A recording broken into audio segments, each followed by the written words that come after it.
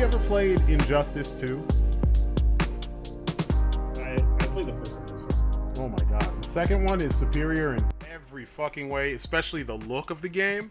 And freaking Pierce Brosnan does Dr. Fate's exact victory in the from the game in the movie as one of his spells.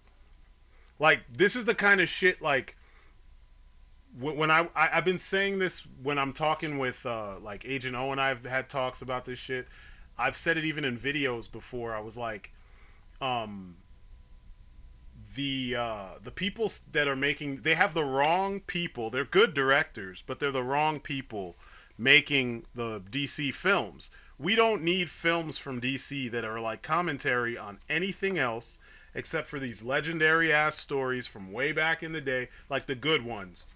For some of the most well-known characters and some of the most like not well-known characters in comics. You know what I'm saying? Like, we just need you to fucking put those characters like front and center so that, you know, a new audience can learn about these characters. That's it. We don't need a commentary on the nature of heroism. We don't need commentary on what the world would be like if there actually were superheroes. We don't give a shit. Like, that's not what we need. We want badass superheroic shit to inspire people to actually do something if they're gonna. And then for the rest of us, we can just enjoy watching that shit because we enjoy it. That's it.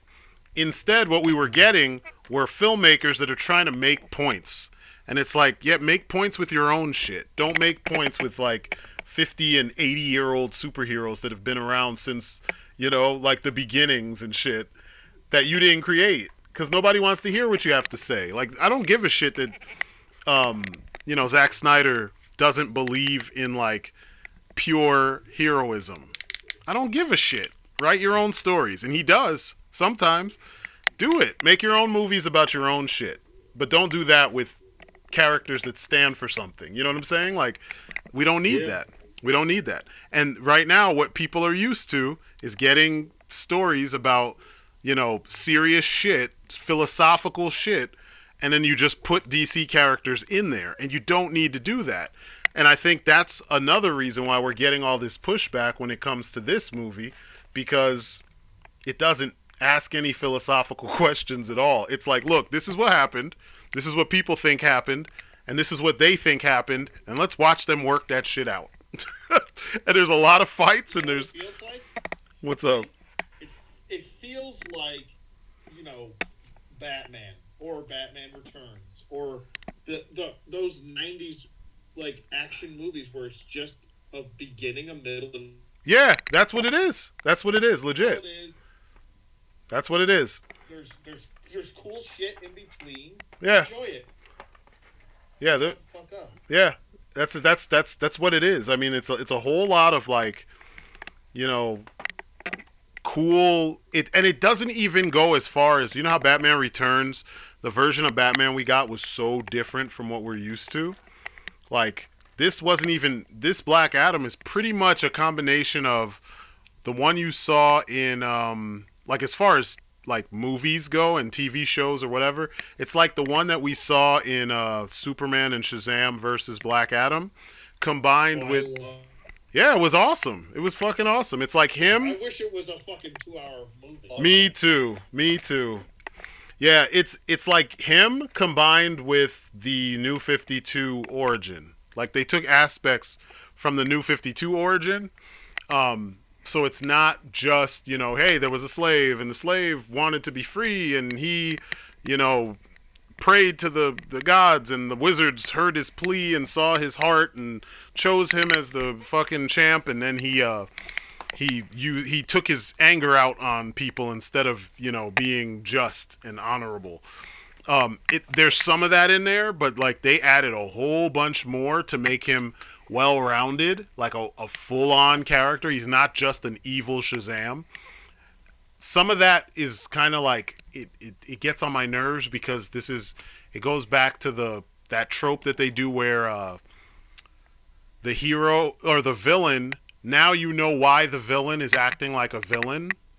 But, like, you know, Black Adam's always been mostly a villain, but sometimes he's the hero. You know what I mean? Like, he's technically he would be considered an anti-hero, but he's still more of a villain Sure. than a Yeah, to anti-hero. me, he's always been more of a villain because he's kind of an asshole. Yeah, he's an asshole, straight up. What they did here is they made him justifiably angry.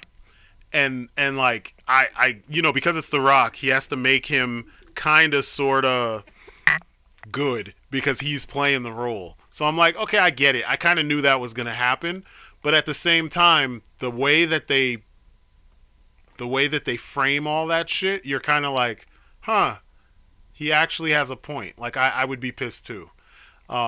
So it's not as bad. I just wish, personally, I wish they just had made him all bad. Like when he first shows up, like the first 5 to 10 minutes of him showing up, he's just like, actually it's more than that. Actually, it's like the first 20 or 30 minutes of Black Adam on screen. It's just him mercilessly killing people. He flung this dude so hard into another dude and didn't let go of his arm. So like the dude's arm ripped off and his body went flying at this dude, and just I was like, holy shit. He like fries this dude. The first guy that comes up to him, because they like, all the mercs are afraid to come up to him because they don't know what the fuck they just saw. And so the first guy that goes to touch him, he just grabs him by the face and like fries him with his electricity in his hand, or with the lightning in his hand, and you see it in like real time. He like melts the dude, and then just crunches his fucking skull after he's like kind of all ash and whatnot. I mean, it was awesome. I was like, God damn, like you didn't pull punches with this guy. But people just, if you listen to the reviews, people have like some strange wants and some strange, like, it's such a simple story. I don't understand how they could get confused. Well, I don't think like a lot of people even understand who Black Adam Yeah, is. they don't. I think that's the other main problem. Yeah. They were expecting Shazam, and they got Black Adam. And Yeah. They were expecting Shazam. Or something. I don't know, man. Some of the shit they said. He looks just like Shazam. He's probably gonna be just like that movie. Well, no, like I've heard shit like the movie is uneven. They're like, oh, it's so uneven. The movie has too many characters. I've heard there's too many plot points. And I'm like, no, you're saying there's too many characters because you want the traditional, every character gets their backstory explained. And you're not thinking about the fact that since the movie takes place in the now, all these characters already exist, and you will get their exploration down the road, but you don't have to get it right now because, like you said, it's not their movie. They're supporting characters in a story about another character in a world full of fucking superheroes and villains. And that's the part they don't get. And it's weird because Marvel does it, and then they give props to Marvel. But then DC stuff does it, and then they bitch and they moan, and I'm like, that doesn't make any sense. If you can take it in a Marvel movie. What I was hearing, and from what you're... essentially like a story, just like it would be on Justice League Unlimited. Yep. You've got your main characters for that story, that episode, and your supporting characters. Yeah. If you're a fan, you'll know, and they're supporting characters, and you don't need a whole lot of story about them. They're just helping, or they're a part of whatever. Yeah. There's a villain that helps. That's pretty much it. If you're a fan, you will, and that's what it is. That's. I'm just gonna look at it. Yeah, for what it is. Justice League Unlimited. There. But you have to remember, too, that's the other problem.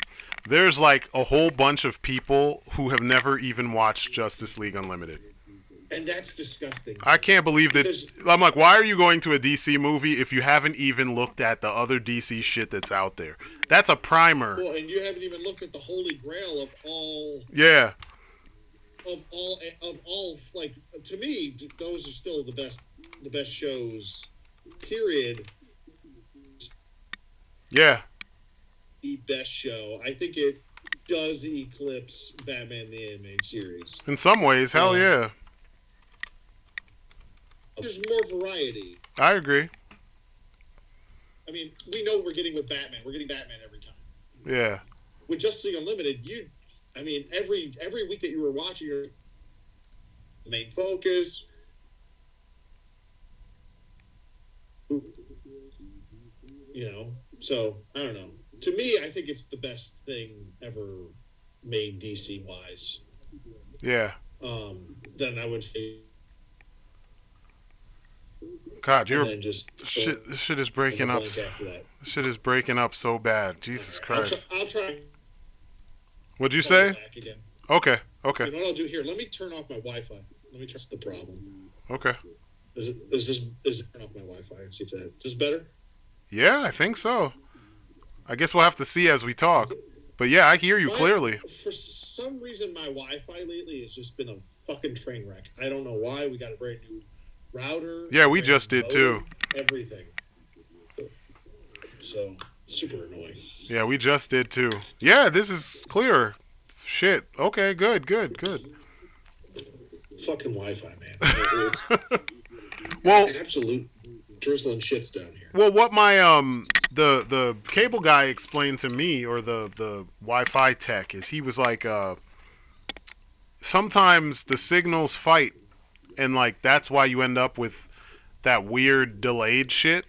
It'll be like the signals will be fighting each other, or if you have like a router and a extender, sometimes there's a router built into the extender, and that the signals, they still fight, or the two routers, I'm sorry, they fight, where one will try, sometimes work with certain, your phone or your system or whatever, and then others won't. You know what I mean? So you have to pick which one works with what.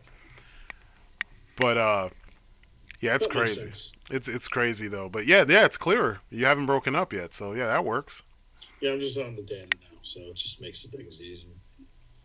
Yeah, check out the thing I sent you. I just sent you the win pose for Dr. Fate. That's what you'll see fucking Pierce Brosnan do. I was like, are you kidding me? He does this spell, and it's exactly this. Both me and Nico were like, oh, shit. Like, he knew exactly what it is, because him and I play Injustice 2 all the time. Like, yeah, I haven't played it. I think it's the beat 'em up thing that I just don't like playing beat 'em ups. You mean fighting games? It's a fighting game. Beat 'em ups. Yeah, that's what I meant to say. That's what yeah. Sometimes I say I'm thinking one thing, something else comes out. Yeah. No, I got you. I'm here to help. You're here to decipher. I'm here to help. I'm saying. Yeah, I got you. But yeah, man, it's pretty damn good. Like, if you love superheroes, I love superheroes, and I've been waiting for something tolerable. And the last thing we got that was tolerable, and it was better than tolerable, was the Snyder Cut, but it was that dark version of the tolerable. DC has a specific vibe, and we haven't gotten that vibe except for like Aquaman and the first Wonder Woman, and Shazam. True, Shazam had it too. So yeah, like, Shazam is fucking fantastic. Yeah. So like, I'm like, okay, if you could do it there, and Shazam had dark moments. Like, Shazam goes there. Like when Shazam, I feel like had it all. Like, it has comedy, it has action, it has serious tones, it has dark tones, it has Yeah. I don't know. For me, it's the all around movie. Yeah, it had all the pieces to it. It's funny, my brother hates Aquaman, and I was like, I don't know what your problem is. I was like, Aquaman was perfect to me. I didn't have any issues with it. It was better than I even thought it could have possibly have been. The fucking soundtrack was amazing. Yep. It had cheesy moments, but I don't care, because it's an action film. Action films typically have, John Wick has cheesy moments, but like, that's part of the charm. It's kind of cheesy if you're a guy who's tough and you're sitting here trying to be funny or trying to be sarcastic, or, you know what I mean? Like, only in an action film would you ever get that. So like, I don't understand the disconnect where people are like, this sucks, it's so cheesy, I'm like, I get what you're trying to say, but where else would you get this? You know what I mean? Like, and what is their basis of what sucks? Yeah. Are they putting it on the same pedestal as BVS? Yeah, BVS sucked. Like, even the director's cut, it's better than the other one, but it's still, the movie sucks. Everything sucks except for some of the fight with Doomsday and the part where Batman goes through all those guys in the warehouse. Like, everything else, it was just like, oof, this is someone really fundamentally does not understand who Batman is, and they really don't get that like Superman would just hold him still and be like, "Listen, they've kidnapped my mother. I need your help." And that's it. That's a whole different movie. And like the fact that like no one has the balls to do a world's finest movie where it's actually like the buddy cop kind of feel between the two of them, where Batman is just like, I'm getting shit done, and Superman is kind of like, dude, relax, like you're a little too, you're wound up a little too tight, like it's we can do this together, like relax, you don't have to be so hardcore all the time, like we need that movie, and I don't know why they're not even trying to make it. Let me bring this up because I have not seen this yet, and maybe it has happened, and I just don't know. Why don't they just get comic book writers to write the fucking movie? Yeah, I know, right? Get like a Zack Snyder to direct, and then have or Scott Snyder. Sorry. Yeah, Scott Snyder to write. Scott Snyder to write, and just get a director that understands that this is what you have to go on. Or at least someone that they're just going to follow what they're told. I think Zack Snyder has like people he normally works with, but I'm sure if DC was like, look, this is where we're going, you want to work, you like doing this kind of stuff, we need your visuals with this script. Because that would make the best. He has some of the best fucking visual like style that's out there. And I don't know why they don't just do that instead of having all these writers that don't do superheroes writing superhero scripts. It's like, that's why the movies suck. I mean, come on, how many times do we have to go through this shit? Like the way Marvel shat the bed with She-Hulk, and like, because they got like one of those like, God, I hear all these beta males just like, well, I kind of like it. It's not that bad. It's terrible. What? It's terrible. What? Like, it's weird because at first I was like, it's not that bad. It has. I'm like, bro. It has elements. What was that show from the 90s? Ally McBeal. Yeah, it's like a fucked up Ally McBeal. Yep. Fucking Ally McBeal. Yeah, it's a worse. Felicity. No, it's definitely no. Ally McBeal is better because she had all those weird, like the dancing baby that was the hallucination and all that weird shit. Yeah. There's all that weird kind of stuff in She-Hulk, except what they did was, like the whole fourth wall break thing in comics started with her, in Marvel at least. And, this is like a good, I don't know, almost 10 years before Deadpool. It might have been before Liefeld was even old enough to work on Deadpool, honestly. But, like, freaking John Byrne did this shit way back. I want to say mid-'80s? Something like that? Mid-'80s. And yeah, it had to be the 80s because this was well before the creation of Deadpool, period. And like the book would get weird where like when they'd make jokes about how like the sales of the book is failing, so they got to do things. These are things that they would have to do when they have a hot female lead to get people to buy the book. So she would be like in a serious situation and all of a sudden she'd be jump roping butt naked. And she'd be like, what the hell did you just do? Where'd my clothes go? And you would see like a bubble would be John Byrne explaining what's going on, and she'd be talking directly to him, and they'd be arguing over what's happening in the comic as you read it. So it was kind of different. And then she'd be like, you guys are enjoying this, aren't you? And it's like, you get it. It's weird. It's like not the typical shit that we used to get from, typical comics. And then occasionally they would have more, superheroic stuff going on. But all this weird, all the men are trash.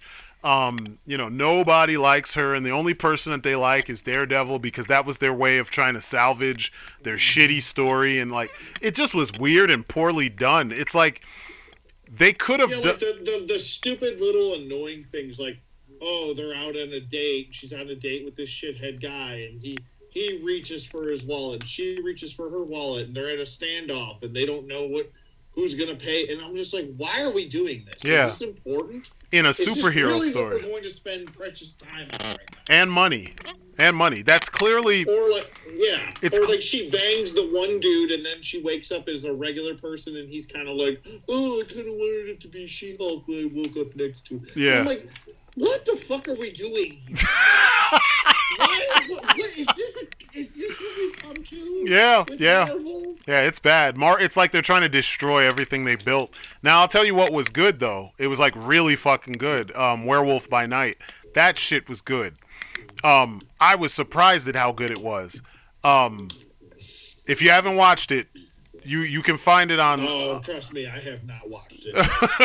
Check it out. Check it out, because they do it justice. And there's a character in there whom the last time that they tried to do anything with this character, it was before the MCU, and it was shit.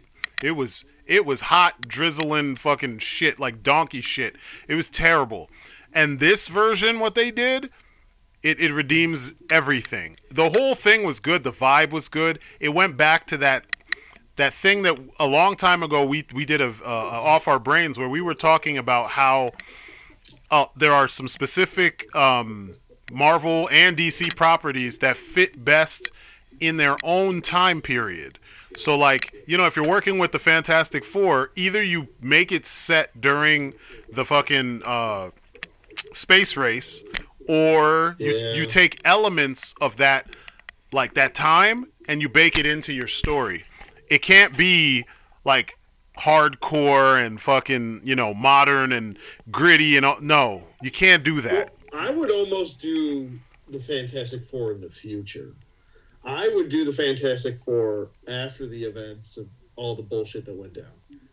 I would make them, because you can't have them in the past, because they would have been brought up in the past. You know what I mean? As far as the MCU would go. Oh no, I get that. What I'm saying is, if you, since now they've explained all these things, they could. You remember, they're the ones that go on those weird, missions that have them on the ends of the universe or in other dimensions and blah blah blah. They could have got lost somewhere. Mm-hmm. And so your vibe could be, you tell the story set in the time period that they got their powers, that the books came out, the 60s, and then maybe they got lost. And so the adventure that we're going to see is them getting back to their world now. You know what I mean? Time and everything could be all fucked up because they went through a wormhole or a black hole or whatever you want to call it. Some kind of anomaly in space. They ended up, you know, at the end of the universe, and now they're coming back. And they got to get here before Galactus does. Some shit like that. You know what I mean? So that the vibe and the way that the characters act. Galactus with them. Exactly. Something like that. But like, he's chasing after the fucking, what's the thing called? God damn it! What, the Fantastic Car? Oh, the Ultimate Nullifier. Yeah. Well, yeah, something like that. Which would be a nice throwback to the first time that they actually had a fought Galactus. Yeah. Galactus. So. Yeah. I told myself I'm 10 years off of Marvel, and the little bit of She-Hulk that I've seen are just clips and shit. It's bad. And I'm just like, it's all just like, it was like a compilation of just like, it was like bad She-Hulk moments, and I was like watching it, and I'm like, there's wow, so many. This show, and no thank you, and this is why I'm taking 10 years off. But so many. Myself, the Fantastic Four would be the only that and Blade would be the only things that I come back to see. I don't think Blade is getting made anytime soon, man. The director quit, and they haven't found a replacement. That's disgusting. Yeah. I'm like, they said there were 2 lackluster action sequences in the original script for that version of Blade. I was like, how the fuck do you follow Wesley Snipes' Blade with 2 action scenes? Like, what the fuck are you doing? 2 lackluster, they said. Lackluster action sequences. I'm like, wow, you guys are really failing. How about this? Don't reinvent the wheel. Just continue his story. You know. Do what, you know what, I don't agree. I don't like the new Halloween movies at all, but do exactly what they did as far as how they did it. They said, okay, the first original one is canon. The rest are all nothing. Okay, the rest mean nothing. We're gonna base from that. So you do Blade 1 and 2 are canon, then you move on, and this is the next continuation in the story of Blade. I agree. Like you don't need to redo Origins. We don't need someone else's new fucking shitty vision. Well, they're fucking it up. They're fucking it up because they have this whole thing set up. They're gonna fuck Blade up if things go the way that they want to, and I'm not enjoying it because Marvel is fully invested in the like. I hate the term woke, but it is. They're stuck on this woke shit, and they're not trying to tell good stories that could fit in the woke space. Because if you told a good story and it happened to be a female lead or something like that, or if you told a good story and the main character happened to be, you know, alphabet people or something, it'd be fine. Because no one would complain. You know, we love movies with, like, characters that aren't necessary. People like movies where everything is not necessarily what you're used to. It's kind of the reason, historically, why we got movies in the first place. During the fucking Great Depression, you needed something to help you escape from the reality that was your everyday. So all the characters don't have to be just like us for us to enjoy them, but they do have to be interesting or well written so that we can continue to watch the fucking story unfold. It needs to be fun or something. It can't just be preachy, where it's like, we're going to write a story and the main character's female and she can do no wrong, but everyone else around her is shit. It's like, what the fuck world are you living in? That means you have a problem. That's literally the definition of, you know, if you always deal with assholes, maybe you are the asshole. You know what I mean? It's not... It's no different from how every woke person has an issue with a 90s film with a male protagonist. Yeah. You're just doing the same thing, just the opposite sex. Yeah, it's annoying. You're literally doing you're doing exactly what you said you don't like. Well, and you're doing it poorly. To men now. And you're doing it poorly. That's the problem. And you're doing it in the worst way. Yeah, worse, because at least those movies. They were so stupid they didn't even know what they were doing. Well, back then they knew what they were doing, and women and men enjoyed those movies. Now. You have one group of folks telling you, oh no, you guys have been doing it wrong for all this fucking time because you didn't include me. Okay, show us how to include you, and you can't even do that right. Like, you don't write good you can't write a story to give us the example by which we should follow to handle these folks. Like, how about we just stop doing that and just write interesting characters? I mean, that's what stories are all about anyway. How about we just do it the way that it was always done? Fuck the, like, trying to virtue signal and telling us, hey, guess what? This character's black. Look. This character's gay. Look. Like, I don't care. Look, we checked all these great boxes. Yeah, fuck that shit. I'm tired of that nonsense, man. And I think a lot of people are. And I think that the people, I feel it, and by looking at the type of criticism, you can see that because Black Adam doesn't even try to check off those boxes, about the only box it can check off just by virtue of existing is diversity, because it takes place in Kahndaq. So it's not a white cast. So, and it's not even a black cast. They're like Middle Eastern. So like you can't pull that shit. I mean, technically they're Middle Eastern. You know what I mean? Because The Rock is not Middle Eastern, but you know, he's playing a Middle Eastern character. And like, you can't pull that. You can't just. Oh my god, that's so racist. I know, right? Like they can't pull the shit they normally pull with this, because, I mean, that's what it's set out to do. It's set out to bring a comic to life, and it did a pretty damn good job. I mean, it's no worse than a lot of the comics that it's drawing from. So, like, I don't know. I've heard so many nitpicks that I'm just like, you know what? I'm done listening to these kinds of reviews and stuff. I'm tired of hearing people who shouldn't be giving their opinions on this stuff, you know, and then doing a poor job of it at that. Fuck that. It's stupid. You know, there's some certain things. I call them the Collider people. Well, no, even Collider gave it positive reviews. No, I'm just saying, I'm not talking about what their view is, but Collider's views on things is from some of the most basic bitch casual ass. You could tell the, those dudes that run Collider are not genuine, and they don't know what they're talking about, and they've probably never read a comic in their life.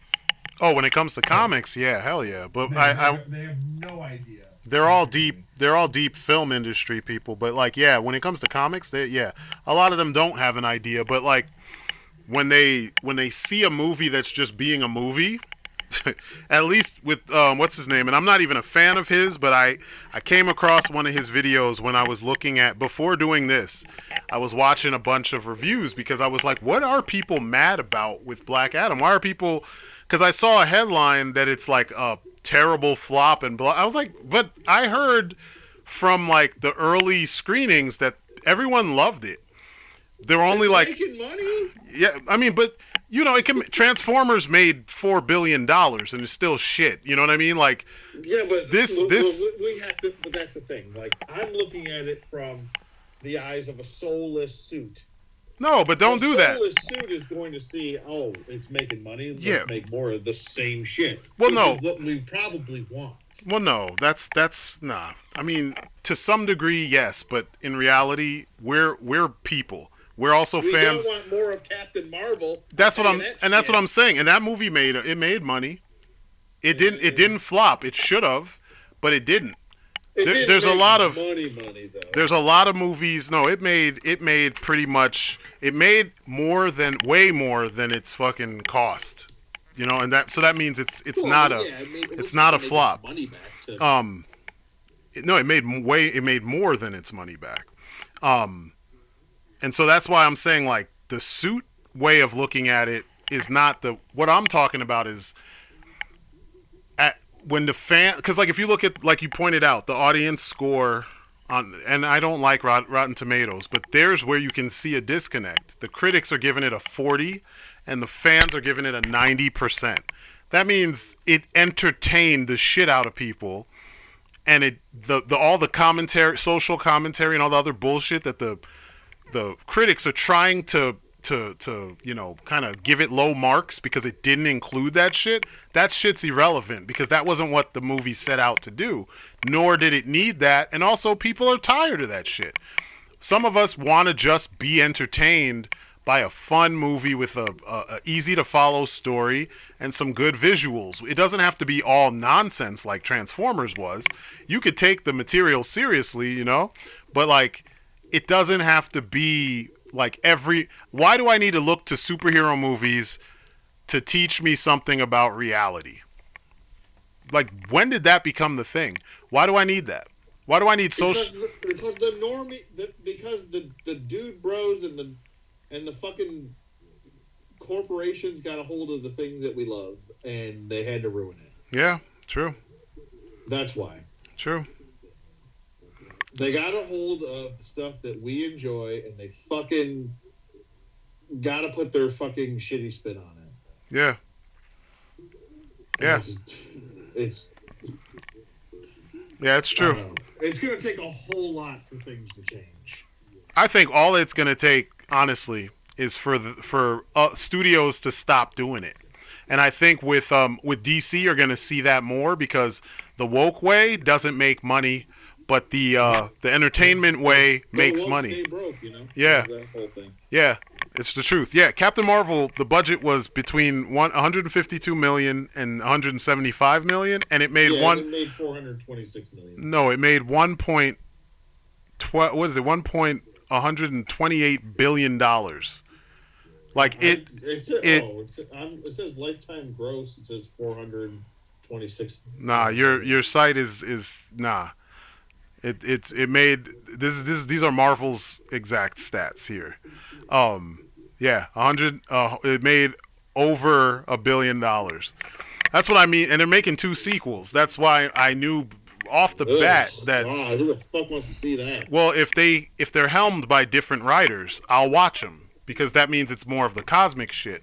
I think other people will enjoy them if the writers don't continue the preachy, all the men suck, but the same shit I was just talking about. Like, if they don't do that, and you write a good story, because I think the sequel is supposed to have Monica Rambeau in it, like Spectrum. I think that's her code. No, is that her code name? Spectrum? What is it? You know what I'm talking about? Monica Rambeau Yeah, when she it's Spectrum, right? I don't know yeah. why that sounds weird to me. Maybe because that's the internet provider as well. I don't know. I, Um, what I'm going off is what was this Box Office Mojo? It uh huh. just says lifetime gross Avengers. It's giving the rankings of lifetime gross. It says Avengers Endgame made 858 million. Then Spider-Man No Way Home. Then Black Panther. Then Infinity War. Then Avengers. Then Age of Ultron. Then Captain Marvel.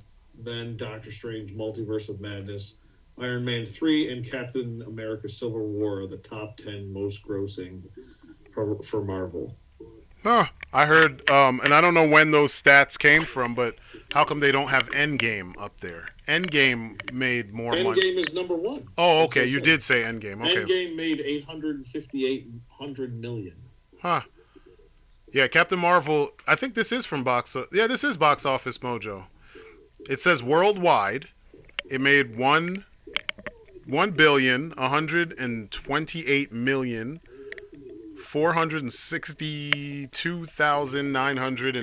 1,128,462,972 worldwide. That the 7 million or 700 million that you pointed out was the Oh, international this upon is just for release. U.S. and Canada. Yeah, I'm Oh talking about wait, no. Hold on a minute. yeah international. You're talking about No, in yeah, it just says Marvel Comics brand. That's it. yeah. It doesn't say. It says yeah. You have to This look is at all releases, but yeah. it made enough. That's what it says. I'll screenshot it and show you what I'm talking about. It if you do a search for the movie and then click on the box office gross that will be in the little box next to the name of the movie, it'll take you to what the screen I'm talking about. And there's a couple other sites you can look at. If you go on IMDb, that's usually where I go for stuff just to make sure, because Wikipedia and some other places people can fuck with those things. You're getting better stats because it's coming directly from the studio. Not to say that studios can't pad these things, but we know Marvel movies tend to have big openings and worldwide gross for a lot of them. Like, I mean, Captain Marvel's Yeah, it says up there. the top lifetime grossing movies ever. No, I'm not looking at the list of that because they're going by specific figures. Just go by the movie by itself. Go specifically to the movie and then look at all releases of the movie, domestic, international, and then worldwide release. And it will show you exactly what I'm saying. The number you gave was for international only. When you go to worldwide, it's the 1 billion plus Oh yeah, well, how much did amount. Endgame make? It made over $1 billion too. It made several billion. That's what I'm saying. Like a lot of these movies, I shouldn't say a lot of them, but the highest grossing ones, Captain Oh Marvel. yeah, it made almost triple. Yeah, Or almost yeah. yeah, it made a shit ton, and that's what I'm saying. Like that, it's weird because Captain Marvel almost could have been a good movie, but it also had that dumb shit that I mean, it still sold even though it had that dumb shit in it. You know what I mean? Like the Star Wars movies, they made money. The newer trilogy, they made a shit ton of money, even though we all hated it. Most people still went and saw it, and then they came back and they were pissed. So like, God you know, damn, dude. yeah, Look, Top Gun Maverick made 1.4 million or billion, billion. yeah, That's good for fucking Top Gun. yeah, I'm because so happy and proud of that. well, because people are tired of the woke nonsense. Like you can include all the people without being preachy. There's that shit's been happening for years. You know, you think there's no gay people in Hollywood, there's no women in Hollywood that also. Did you know that the director? Have you ever seen Solomon Kane? Yeah. That director is female. She's about to direct whatchamacallit, Red Sonja. But before her, I'm mad I missed out on that fucking Mezco Solomon Kane. yeah, it was a cool looking figure, but fuck Mezco. Yeah, fuck Mezco. Fuck I Mezco. know. They're on your number one shit list. Hell yeah. It's like in death proof when he's like, you know what? I actually have a little black book. Yeah, exactly. And I'm going to have to file you under chicken shit. That's exactly Mezco, man. Because did you see they released a fucking Damian Wayne figure before Batman 89? Oh. Yeah. Just the utter nerve Yeah. to release new figures before the figure that people have been waiting for 3 fucking years now. Yeah. Yeah. No updates, no nothing, and you have the nerve to show me a fucking Damian Wayne. You didn't even do Tim Drake first. You didn't even do Dick Grayson. You did the shit first. Like, why? Yeah, it's like let me rub salt in the wound, and they fucking fuck Mezco. Like fuck them sideways. Like fuck them. It's just they no. Yeah, Mezco's garbage. But yeah, you're right. That Solomon Kane figure was dope because for some reason.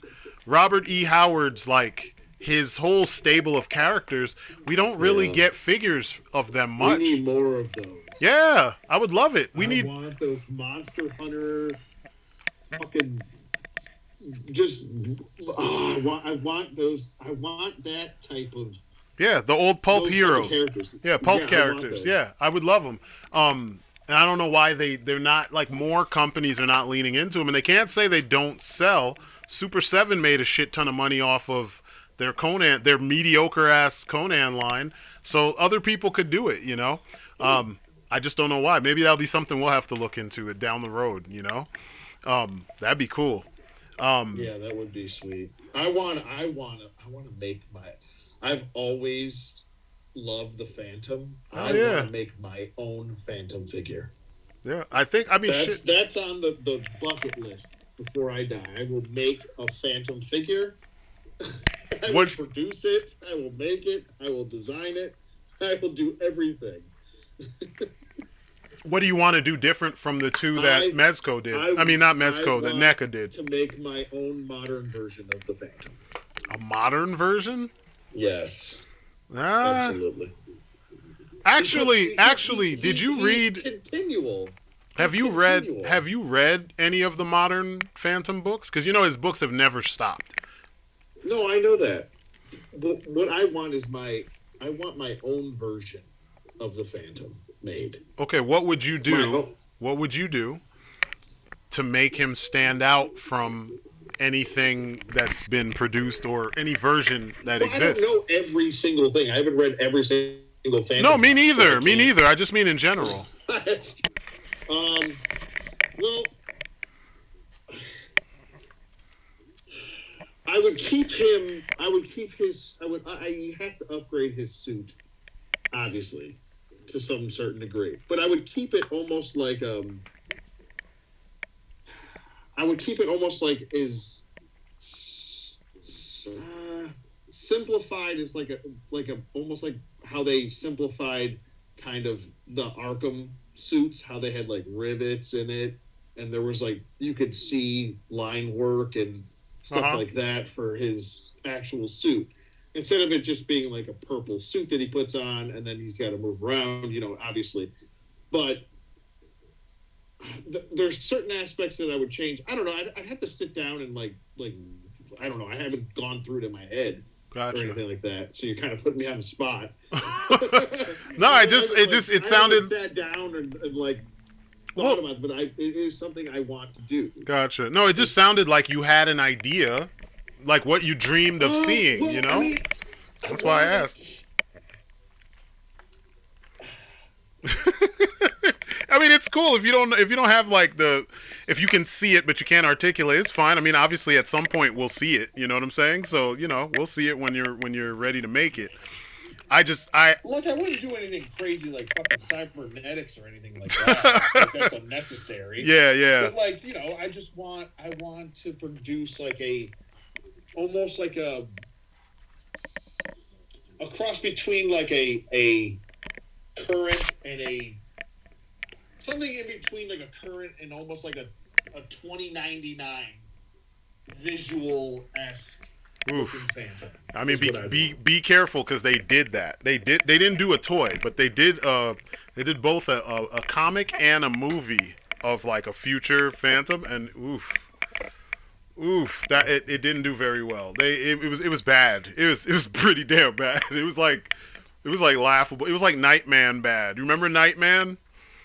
No. Oh, you don't remember Nightman? He was one of the Malibu heroes. He had the big red eye. Like one of his eyes was huge, and the other eye was kind of regular size. And come to think of it, they had a couple characters that were like that. But anyway, Nightman had like a gray suit. It had like an armored chest, but the rest of it was tights. Kind of, I think he had blue boots and blue gloves, kind of like Batman. But like his mask was. Why does the name sound familiar? There used to be a TV show of Nightman in the late '90s, early 2000s. I think it was the late '90s into the 2000s, early 2000s. Oh, I remember that fucker. Yeah. Yeah. Do you remember? I got a good one for you. Do you remember? Oh shit, the name just slipped my mind. All right, continue what you're saying. I'm sorry. No, describe it. I probably do. Describe what you're about to ask me. Think of more Spawn, but more horror. What's the name of this character? Faust. Faust. Yes. Fucking Faust. That movie was terrible. God, it was terrible. He turns the girl into like a big old boobs and ass. Remember? Oh God, what the fuck? That movie was awful. God, it's hysterical. It was fucking awful. I remember seeing that when I was in high school, and I was just like, what am I watching? I don't understand why these things are happening. Like, I get someone wanted to make these things happen, but why are they happening? It's like watching Wishmaster. Oh God, is that your wish? Like, ugh. Yeah. I wish my lawyer would go fuck himself. And then all of a sudden, he's like, Yeah, God, that movie was terrible. Yeah. Oh my God. Yeah. So bad, but so funny. It's like watching a car wreck, man. You can't turn it away. Yeah, it was bad. It was bad. Yeah, I remember and it was weird too because I watched a review of it of Faust. What was it called? Faust, something of the damned, song of the damned, something of the damned. I can't remember, but yeah, like the guy who did the special effects, and I think he directed it as well. He's done other shit. He worked on, I think, one of the Guyver movies, and those movies are bad movies, but they're fun to watch, and you can follow the story. It's not like nothing. Well, let me take that back. The second one, where the main character is played by Solid Snake himself. Fucking David Hayter is the lead actor, young David Hayter. But the first one with Mark Hamill, oof, that shit's terrible. Uh-oh, what are they barking at now? Nothing. But yeah. There's nothing there. Yeah, I know, it's like calm yourself. It's like pure childhood what's the word? I don't want to. It's not nostalgia, but it's that imagination. It like sparks your imagination. It's like just fun, just for the sake of being fun. So you instead of focusing on all the drama about buying the figures and finding them in the wild and buying them on the secondary and all this bullshit, here's a line you can actually go to Target. I mean, since we don't even have toy stores like we used to, you just go to fucking Target, and typically everything will be on the shelf at some point, and in quantities you could actually buy. You know what I mean? Like, what the fuck? Like, God forbid. Yeah, you know, in quantities that you could actually get one or two if you wanted, and like other people will still be able to get theirs too. Like, it's crazy. And like the fact that that's the selling point, that's the happy place when it comes to this. It's nuts, man. It's like, I was at work the other day and I was talking to one of my coworkers. She started the same time I did, and she said something that was just so fucking honest. And I was like, man, you know, I was like, honesty is so fucking refreshing. And she started laughing, and I was like, isn't it fucked up though that like something that should be the norm is now kind of rare, and it's bizarre when you recognize how rare it is? Like, what's going on with everything? Everything's backwards. But yeah, it's nice to go to the store and, you know, you see on YouTube or Instagram or Toy Arc, because that's pretty much where I go now to get my like news about what's coming up with toys and stuff. Yeah, Toy Arc is great. Yeah, and they've always been. I mean, I don't know why I ever yeah. really looked at like Toy News International and all those other places. Like, I fucking you don't like JC. I can't stand JC. JC pissed me off like so many times over the years. I've just been like, fuck that guy with his lack of personality. Hey guys, toys are great. Like, get the fuck out of here, dude. Like, you don't need to tell us that. I'm convinced that he's got a van with a kid with a gas. Something. I can't stand that guy. I can't stand him. Like, I'm tired of his weird slights. You know, like he'll say things. He'll put these little digs in there. Like you're gonna see a whole bunch of experts trying to tell you that the Marvel Legends Hell Charger is not worth your money, and it's whatever you want to start on that fucking statement. Oh my god! I'm like, that's not what you should be getting from the news. How much of Hasbro's cock is in your mouth while you're talking? Well, like, this is a guy who doesn't even know that. He doesn't know the names of the character. He's a Marvel fan who doesn't know the names of 90% of the characters. Yeah, he's like Anthony's Customs. At least Anthony's Customs says, I don't know anything about these characters. Yeah. He says, I know everything about the characters, and then doesn't know shit. He'll turn around and you know, mispronounce Dan Keech. Keech. Ketch is Keech. I'm like, okay. It's Dan Ketch, homie. Like ketchup. Like the first half of ketchup. I mean, your first part of ketchup. It's so simple. Like, how did you fuck that up? And it's a comic book character. I can't really talk. I am horrible with fucking. You're not that horrible. You're horrible. You're horrible. You're bad with. Watch a Mythic Legion. I was gonna say, but at least those are mythic. I mean, they've got names like Thrice Wraithhailer. Like, anybody would fuck those things up. Like, I'm good with names, and I'm good with like coming up with that kind of shit. So like, I'll take a couple moments and I'll figure it out. But like, those names are kind of crazy. Like fucking, what's Amir's name? Amir Spellbinder or Spiritbinder or some shit like that. Their names are crazy and awesome, but like, yeah, someone's gonna fuck them up. Like, I give you yours for you tried. You know what I mean? Like, that's different. But he fucks up Tamash. It's Tamashi. Tamashi. And he's like, Tomasi Nations. I'm like, dude, like, just take a moment. You do this every fucking day. You take a moment. You know what I mean? Just read over the shit. You obviously have a script. I can see it reflecting in your fucking glasses. Sound out the shit you're gonna say. I have to go through this with my 9-year-old when it comes to reading new words, like more complex words. I'm like, slow down. Sound it out. Do it a couple times. Do it once in your head. You can't do that. But nah. I'm convinced that there's like he's got a little puppet. He's like that thing in little thing in their back. He's like that shit in Men in Black. There's like a little alien controlling him. He's a robot. And a fucking alien is. Up and there's a little bit of alien. Jesus Christ, man! Like, and I'm not trying. You know me. I'm not like, I don't go in on people like that. But it's been years of this motherfucker. He is one dumb, ugly-looking motherfucker. Like, it's just so much shit that he says sometimes where I'm just like, dude, just tell us the news, and keep your opinion to yourself. Like, you can do that. He's genuine, and he's fake, and he's a liar. Yeah. Let's just be honest here. That's what he is. You can see it. And there's a lot of it in his face when he talks. I'm just saying this because that's what was written down. Jesus Christ. But yeah. Yeah, go to Toy Arc instead. And no, Toy Arc is not paying me. No, I am not a part of Toy Arc. I just enjoy looking at the product and seeing a simple write-up of what it is that's coming out.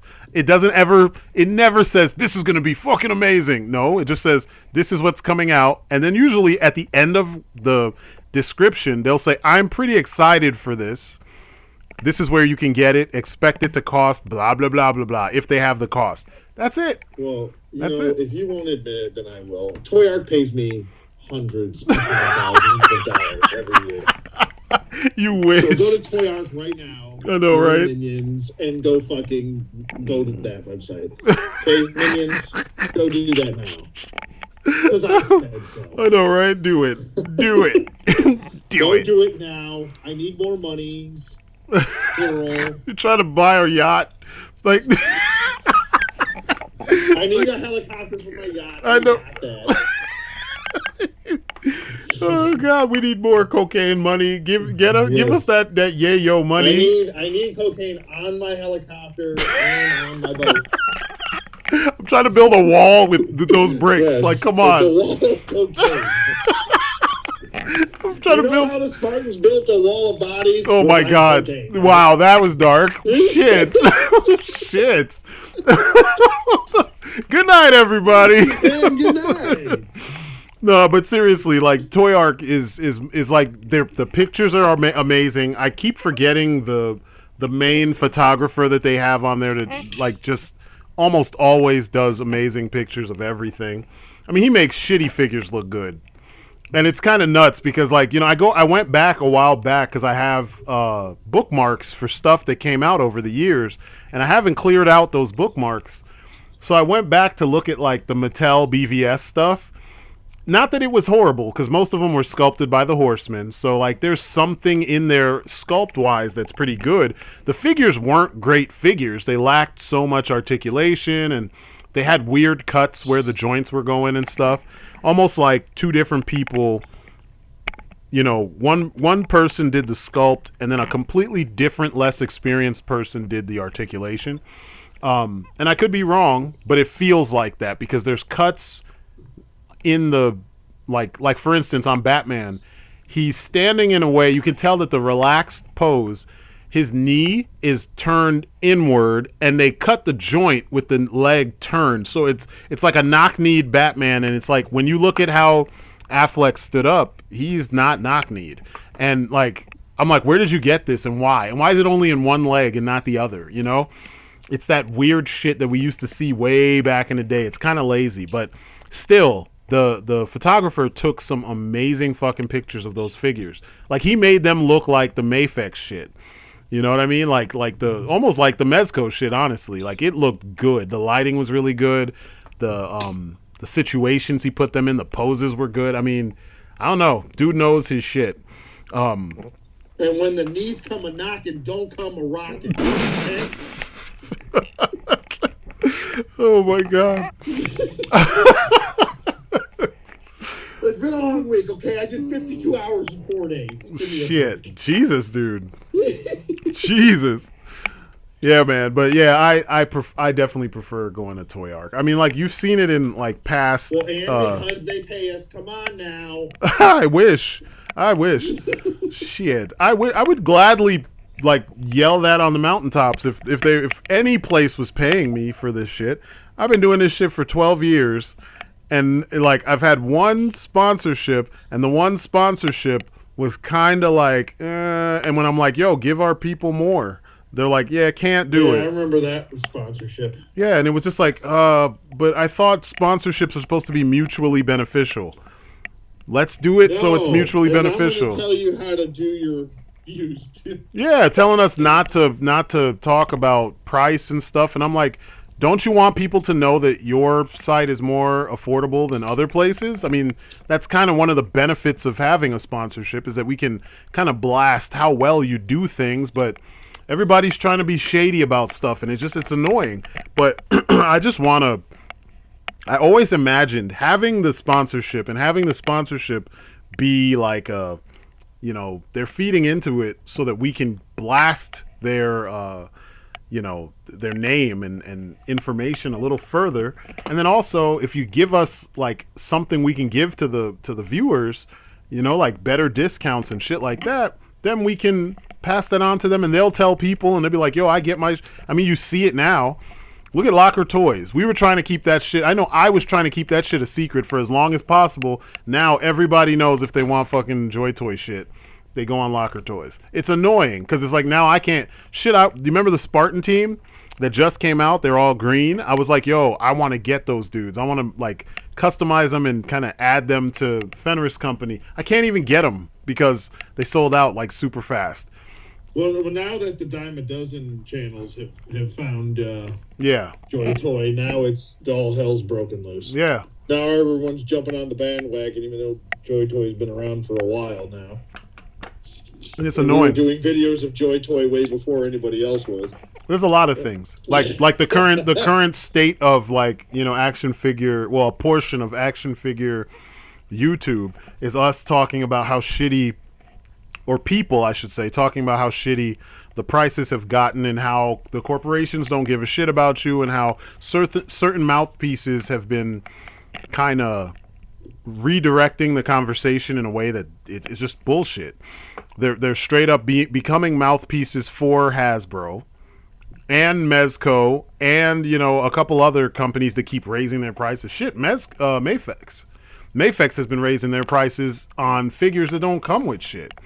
And I'm like, what exactly are you paying for? People are still having QC problems. I mean, not to the degree that they did initially, but they still have them.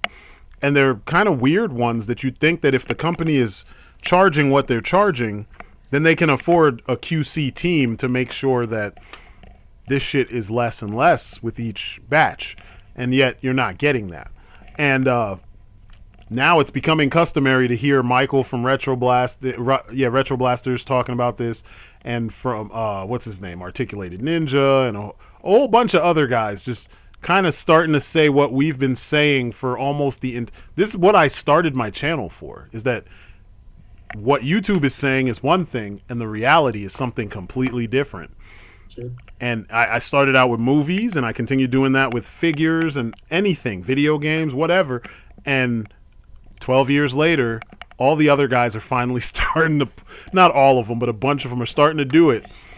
Well, they're starting to do it, but they're beating the dead horse to the nth degree, where it's like, okay, you said your piece, now move the fuck on, and it's like maybe they're creatively bankrupt and they don't have anything else to talk about. It's the trend. It's the trend. They follow trends, and now because it's a trend, this will get them more viewers and more attention.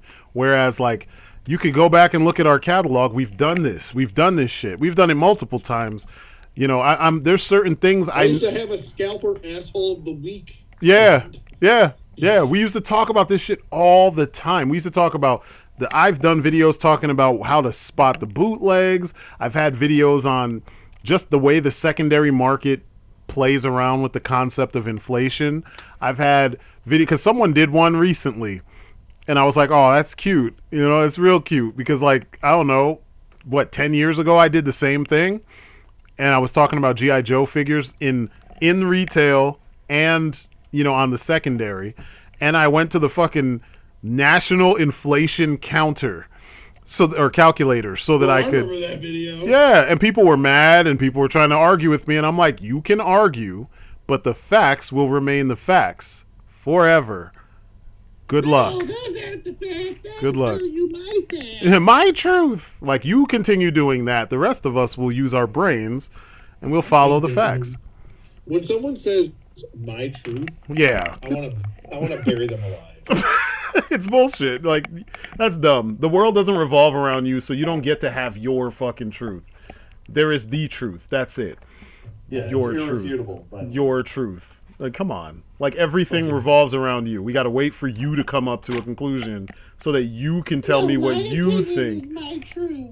Like, whatever, dude. You can have your opinion. It doesn't make it right. You need to. My mommy told me I was always right. This shit's annoying. But anyway, let's talk about the happier shit. So, DC Multiverse from McFarlane Toys. Like, yes. we've been enjoying the shit out of this line. This line kind of, I told you guys, like, I was near the end of stuff. McFarlane shit has me rearranging my DC section because I'm like, there's figures I've had from DC Collectibles. Shit, it was DC Direct. I've had to get rid of them because I'm like, McFarlane, like Arkham, everything Arkham, it's all gone. Because everything I've had to, except for maybe, who do I still have? The Penguin? He hasn't fallen apart yet. And I know, yet is the operative word. Yeah, he hasn't fallen apart yet. Professor Pig hasn't fallen apart yet. And what's his name? The Scarecrow hasn't fallen apart yet. I can't believe Professor Pig hasn't fallen apart. He fell apart when I took him out of the package and was brand new. Yeah, I remember you telling me. I was like, shit. I did a video on it. I was like, this fucker just fell apart. Yeah, and he is made of that clear resin, but Oh, and my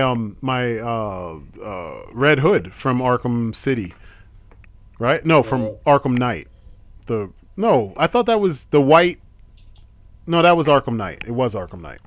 Yeah, because he had a separate DLC where you could play as him before all the shit went down. Mm-hmm. Or after. Oh yeah, you're right. It was after. So yeah, I have that on the way. The McFarlane version of that, I have that on the way actually. Because I had to replace it. I was like, I'm gonna replace this before he falls apart. So I'm gonna sell the others or give away the others. I've given away a bunch of figures because I was just like, I mean, someone will play with them until they break, but I'm replacing them so that they don't. Freaking, but there's so much fun to be had. Like, people, it's weird because, like, I went back and do you remember the Spawn, the Dark Ages line from, 2001? When people were talking about how shit McFarlane figures are back when before he even started, and they were saying he's not going to be able to make them, he's going to make statues and the jokes and all that shit.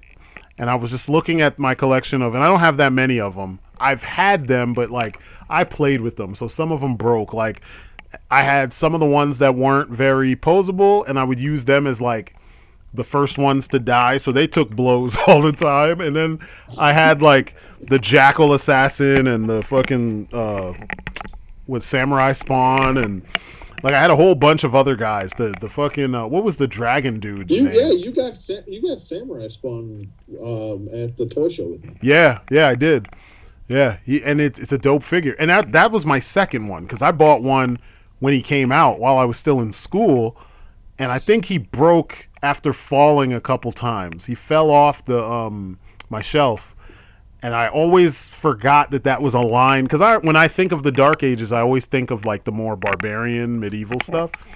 And I still have Skull Splitter. That was my favorite one. He was my stand-in for Hordak for a long time because he just he looked he looked so scary. I was like, damn, this would be an amazing Hordak redesign. Just make his face white and add the blue and stuff to his costume.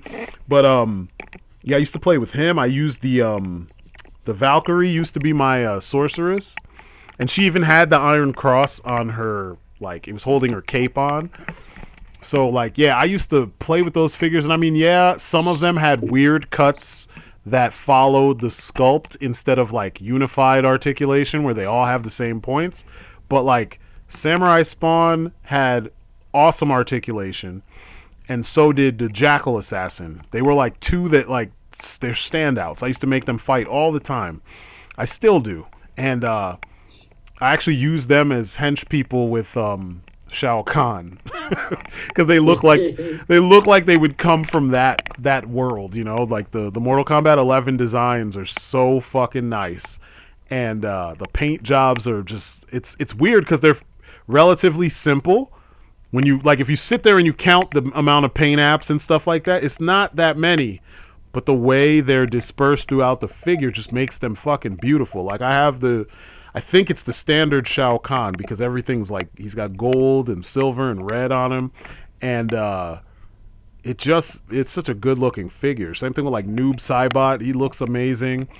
But the superhero shit though. Cabal looks fantastic. Yeah, Cabal looks good too. Real good.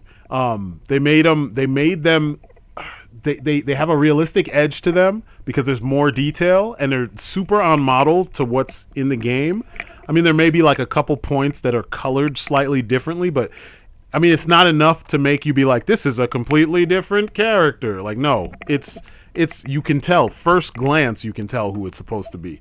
And, you can play with them and the parts don't fucking fall off. It's not like DC Collectibles where, I'm playing with Deathstroke on my review. I'm moving his arms around and shoulder pads pop off.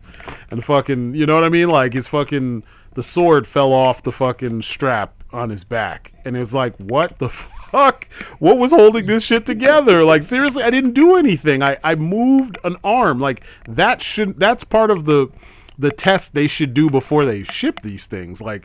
Is anything sticking? Do all the joints work? Are the points of articulation securely holding together when we move these figures before we, pass them off to be packaged. But you don't. I mean, there's been times because we have both talked about figures that just didn't stay together, like my My Hero Academia season Deku's second costume. His arm kept falling off. He was in my last most fun, most unfun video. Yeah, I remember. Yep. And then he was doing the meme. Yeah. he was sad. He was dealing with the QC curse, and he couldn't make it. So I just recently got Grifter. Speaking of arms falling off. And his fucking his fucking left arm just fell off in the package. It's an easy fix, though. It shouldn't happen, though. It really shouldn't happen. The peg, I think it's just too short. Sometimes what it is the filler, the gap filler, is too wide, and either you shave down the gap filler or cut it, or just take the gap filler out and then pop the arms back in. I think the peg is too small for the hole going in. Mm-hmm. And it won't. It'll stay if I don't touch it, but as soon as I try to articulate the arm, it won't hold, and it falls right off. Try it without the gap filler. You'll see what I'm talking about. It'll be deeper in the if the peg is short, then his arm will be deeper in the socket. But black peg sticking out of his arm? No. You know how if you look at the area that you're popping the shoulder into, the joint sticking out of the arm itself, usually there's a round piece that sits in the socket. No, not at the shoulder. It's at the bicep. Oh, okay. I gotcha. Yeah.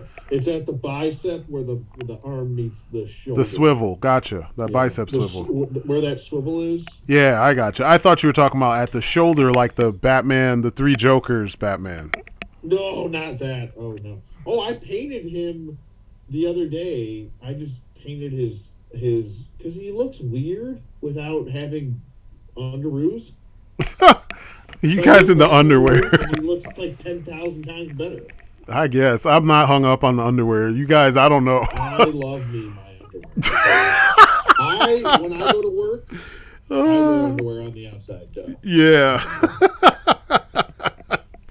Yeah. That figure's weird. There's aspects of him that I think are cool because Jason Fabok is a ridiculously good artist, and I love the fact that his Batman has homages to Keaton in his design, the cuffs, the backs of his fists. He's got the knuckle dusters built in with the 3 lines. He's got the armored shin guards in his boots, and the belt is the old school belt.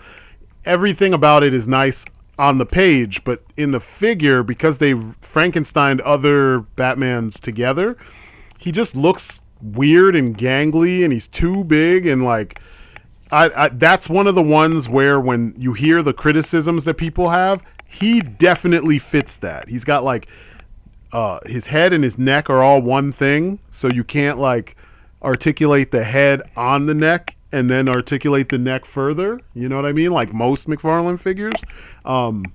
He's definitely one of the weird ones. But the fucking page punchers are fucking amazing. Amazing. That fucking page puncher Superman is one of the best Superman figures ever made. Period. You gotta get the Black Adam. He's fucking sick. Yeah, I'm thinking about it. At first I wasn't going to, and then I was like, you know what? I think it's time to get an updated Black Adam. I mean, it's not better than the movie one. The movie one scratches all the itches for me. It's I gotta get that. It's fucking dope. With the throne. Yeah, that's the one I got, and I was surprised. I saw all 3 of them together. I was at a Target in the frou-frou side of town, and they had all the different. They had Ocean Master, and I didn't pick him up yet. I'm going to go back and get him. Aquaman. They had which Ocean Master?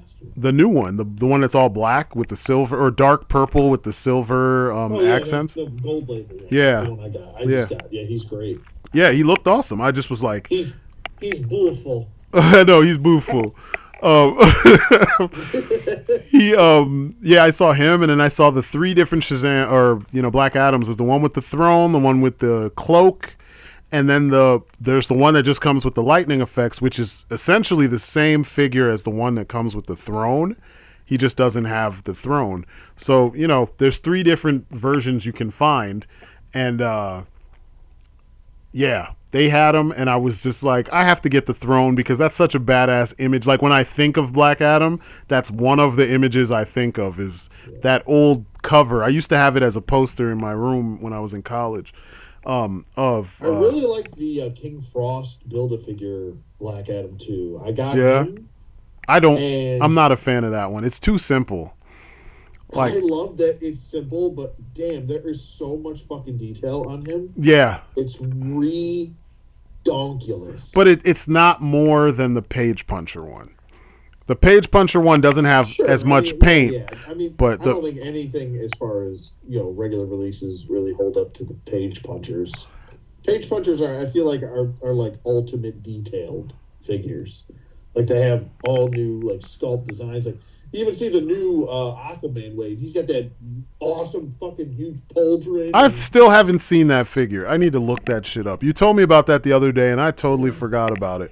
I'm gonna look it up while we're talking. The wave looks amazing. Like fucking Aqualad looks sick. It's like they're all really good. Like, they're all really good. Like updated designs, and I like. A lot of people are like, and I feel like this is the issue with some people.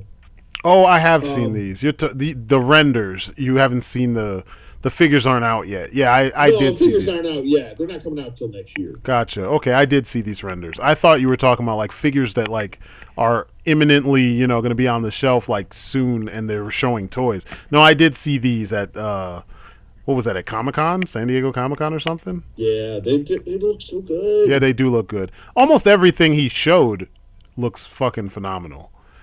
They did a great job. Hey, ladies and gentlemen, do you know where we're looking at these figures from?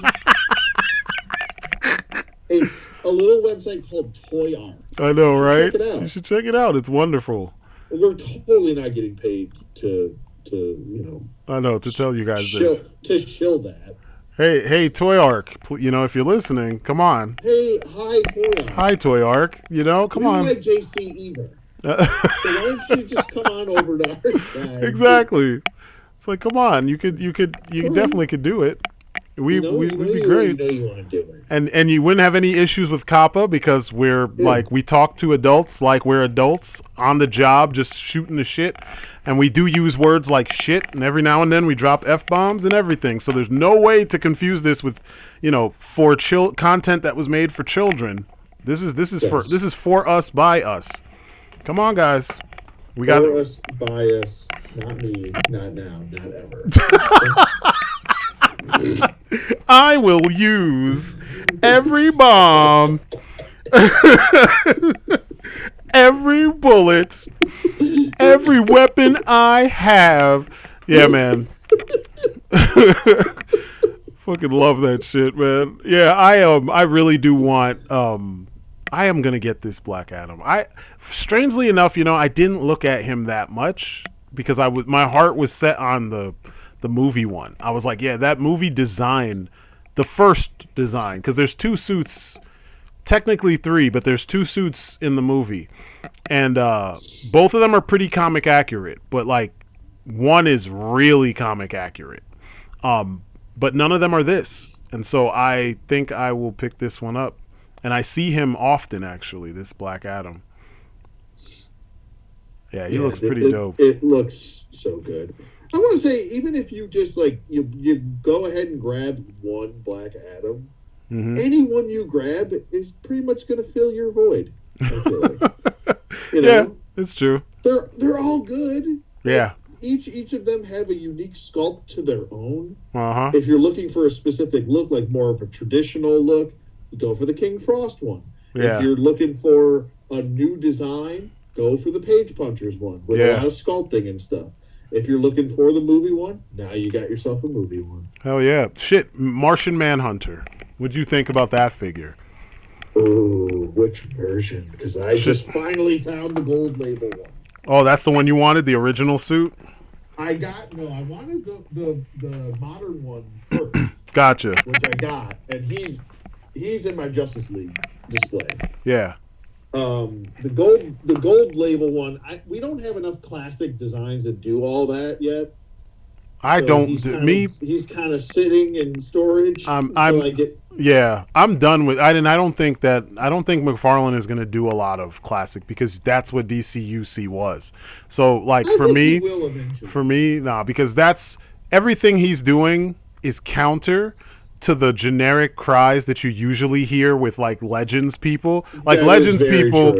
Legends people are always like, I want the fucking Sidewinder and fucking Black Mamba and like, Serpent Society. Like nobody fucking wants that shit. Like, and they keep saying that. I'm like, when was the last time you read a good story or you saw a good design of those characters? And why is it that if they did a good design of those characters, you don't want that? You keep like ironically collecting old, outdated designs of characters who almost never show up in comics anymore. Like the shit's weird, man, and it's become the norm. I still think he'll do. I mean, he's already doing them. Like he's already done a Martian Manhunter. He's gonna probably do a. Everyone's been clamoring for a classic Wonder Woman. Everyone. Yeah, well, true. I mean, there's certain characters though They're that gonna do don't. it. They'll just make it a gold label. There's certain characters that don't change very much. That's why we got that Page Puncher Superman who looks pretty classic. We got the Aquaman they did who, Aquaman doesn't really change. Like the Endless Winter Aquaman is as close to a classic Aquaman as we really need, honestly. But I want my goddamn harpoon hand. yeah, me too. I don't know that he'll do one. I hope he does, kinda. I hope he does. God, he does one. I want it to look so visceral. Yeah, I want some version of that, but yeah, it's pretty cool. It's definitely going to be a cool figure when he does them. But yeah, I honestly don't see him doing, because most of his classic stuff feels like that's what he's doing with the smaller Page Punchers. They have the because they're kind of going for the more superpowers feel.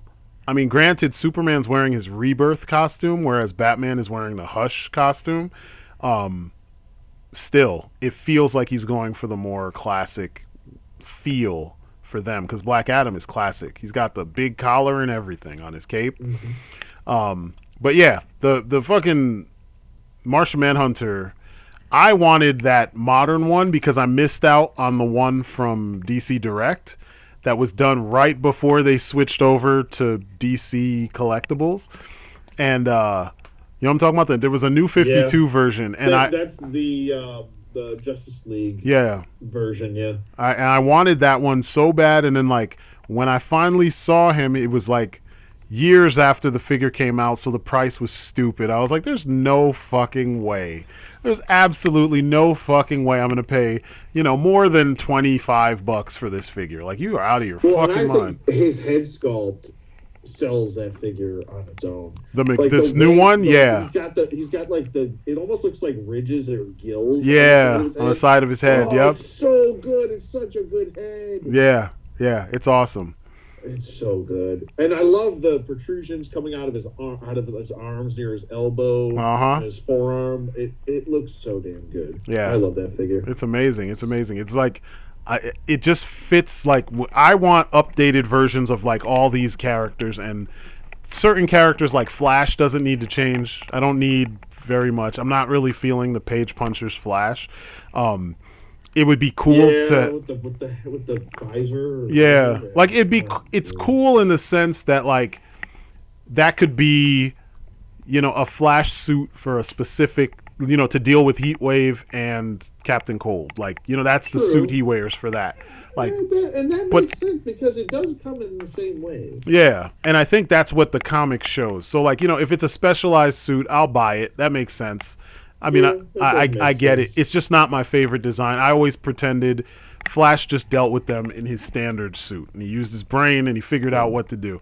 But the look of the detailing on that figure is nice. The Captain Cold figure is insane. Yeah. I was like, what the fuck? Him and Heatwave. I was like, damn, you guys. Both of those motherfuckers. Yeah. I love the redesign for Heatwave. Yeah. I was completely blown away. I was like, what the fuck? Heatwave looks cool as fuck. Like they. Just wait. I know he's already. Wait. Did he release he's doing Mr. Freeze? Yes, that was in the SDCC. The reveals. I haven't seen it though. I heard that he did. Yeah. I'm gonna have to jump on Toyark and check it out. For real, right? Oh my god, that's awesome. Yes, we will jump on Toyark. It's I don't know. It's just so fucking refreshing to have figures to look at. You know, like figures to look forward to seeing them pop up, and then also the fact that like they're so well done. It's ridiculous. I mean, I've heard people. So like right now, what's blown me away the most has been the Arkham stuff, because Arkham, to me, if you gave me several $100 million right now to make a movie, and I could pick whatever I want, and I could pick whatever aesthetics I want, my movie will look like it takes place in the Arkhamverse, because all the designs are perfect. I mean, you can tweak the Batmobile a little bit here and there, maybe stretch it out a little bit, but it looks fucking perfect. Everything looks worn, it's dirty. Gotham looks like a place you wouldn't actually want to live in. Like, certain characters look like the nightmare versions of themselves, but not like the original Arkham Asylum comic, where even Batman had this giant demon chin, like Darkness from Legend.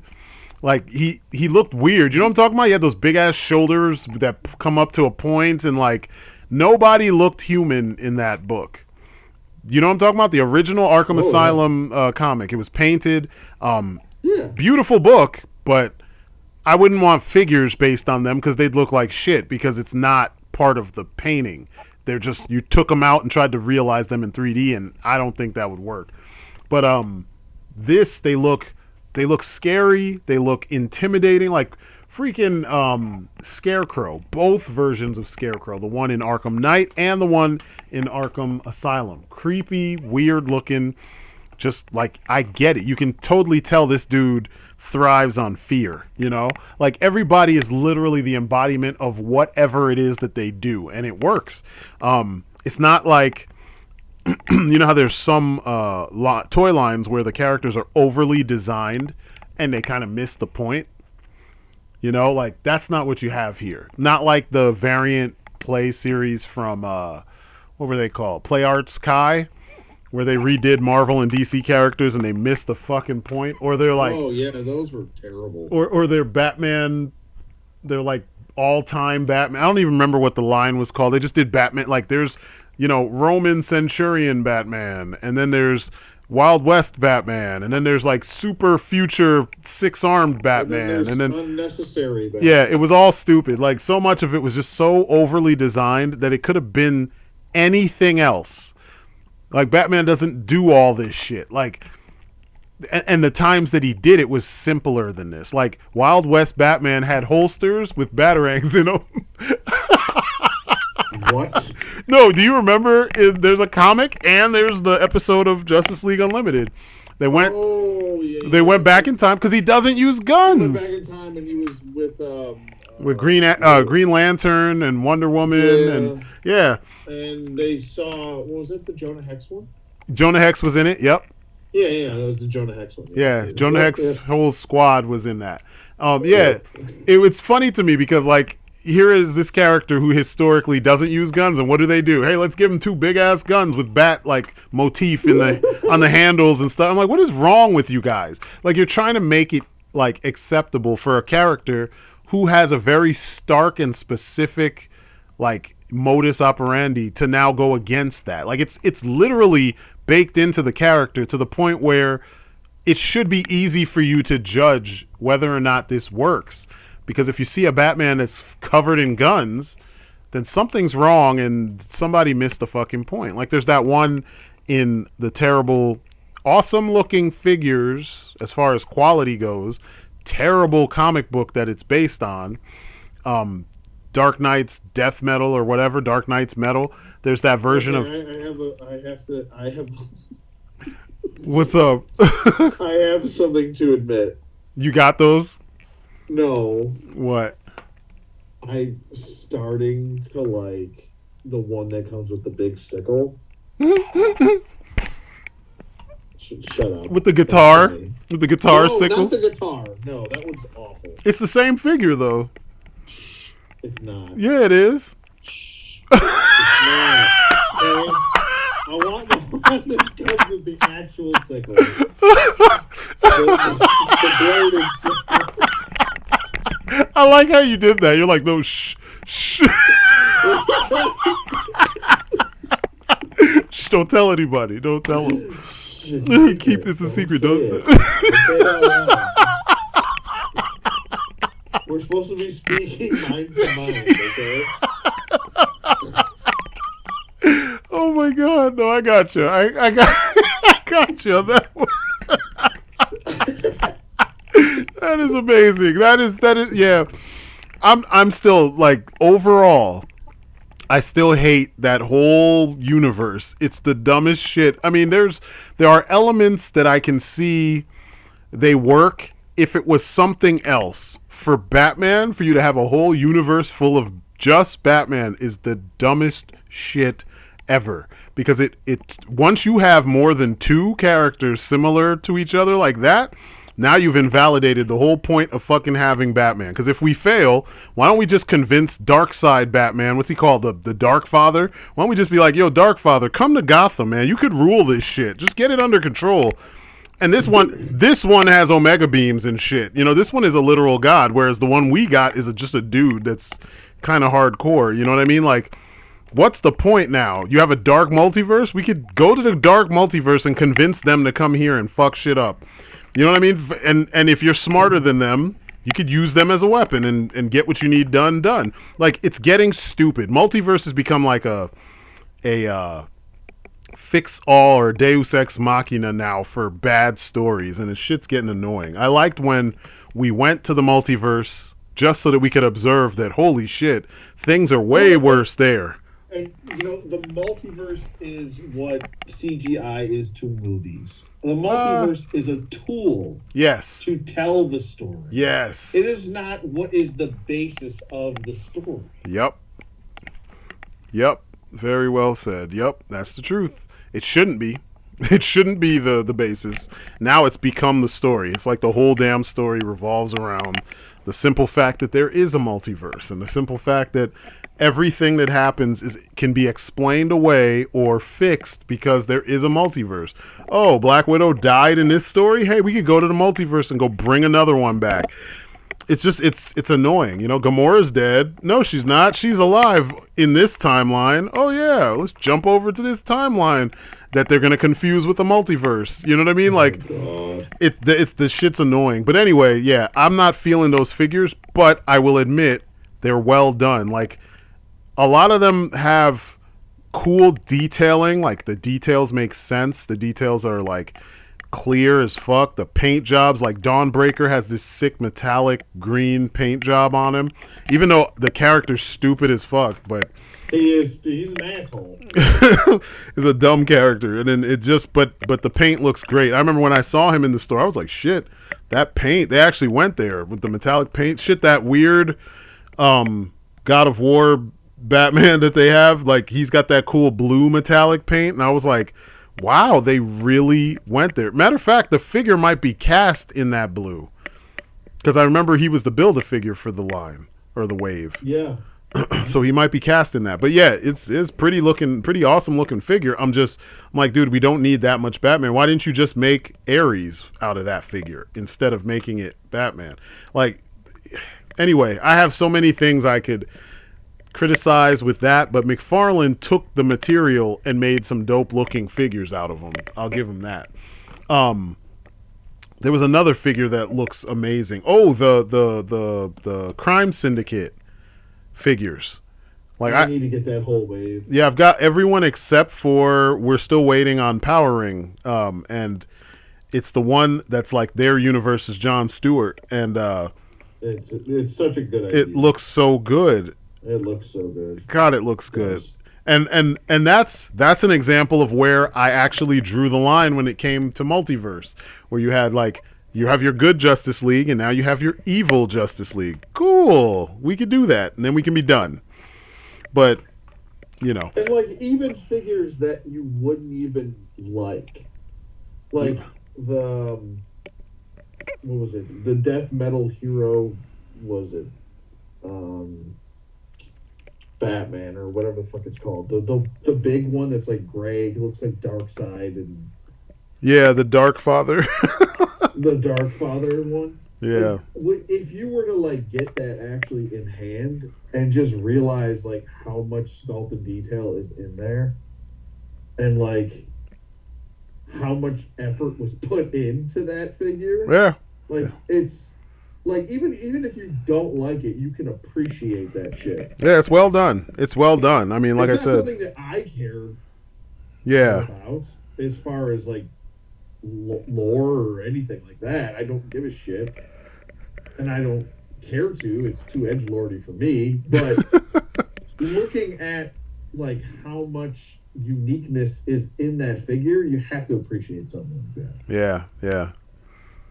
It's a good looking, well done figure. You know, I mean, even like some of them, like even like just the what was it, the death metal Batman with the trench coat and the chains and the sickle. It looks like something that would be in the fucking Spawn universe. Like, yeah, exactly. Like.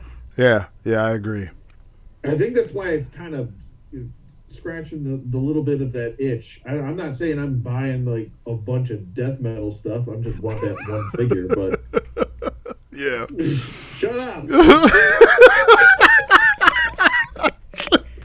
See, he was listening to my mind, man. I heard you.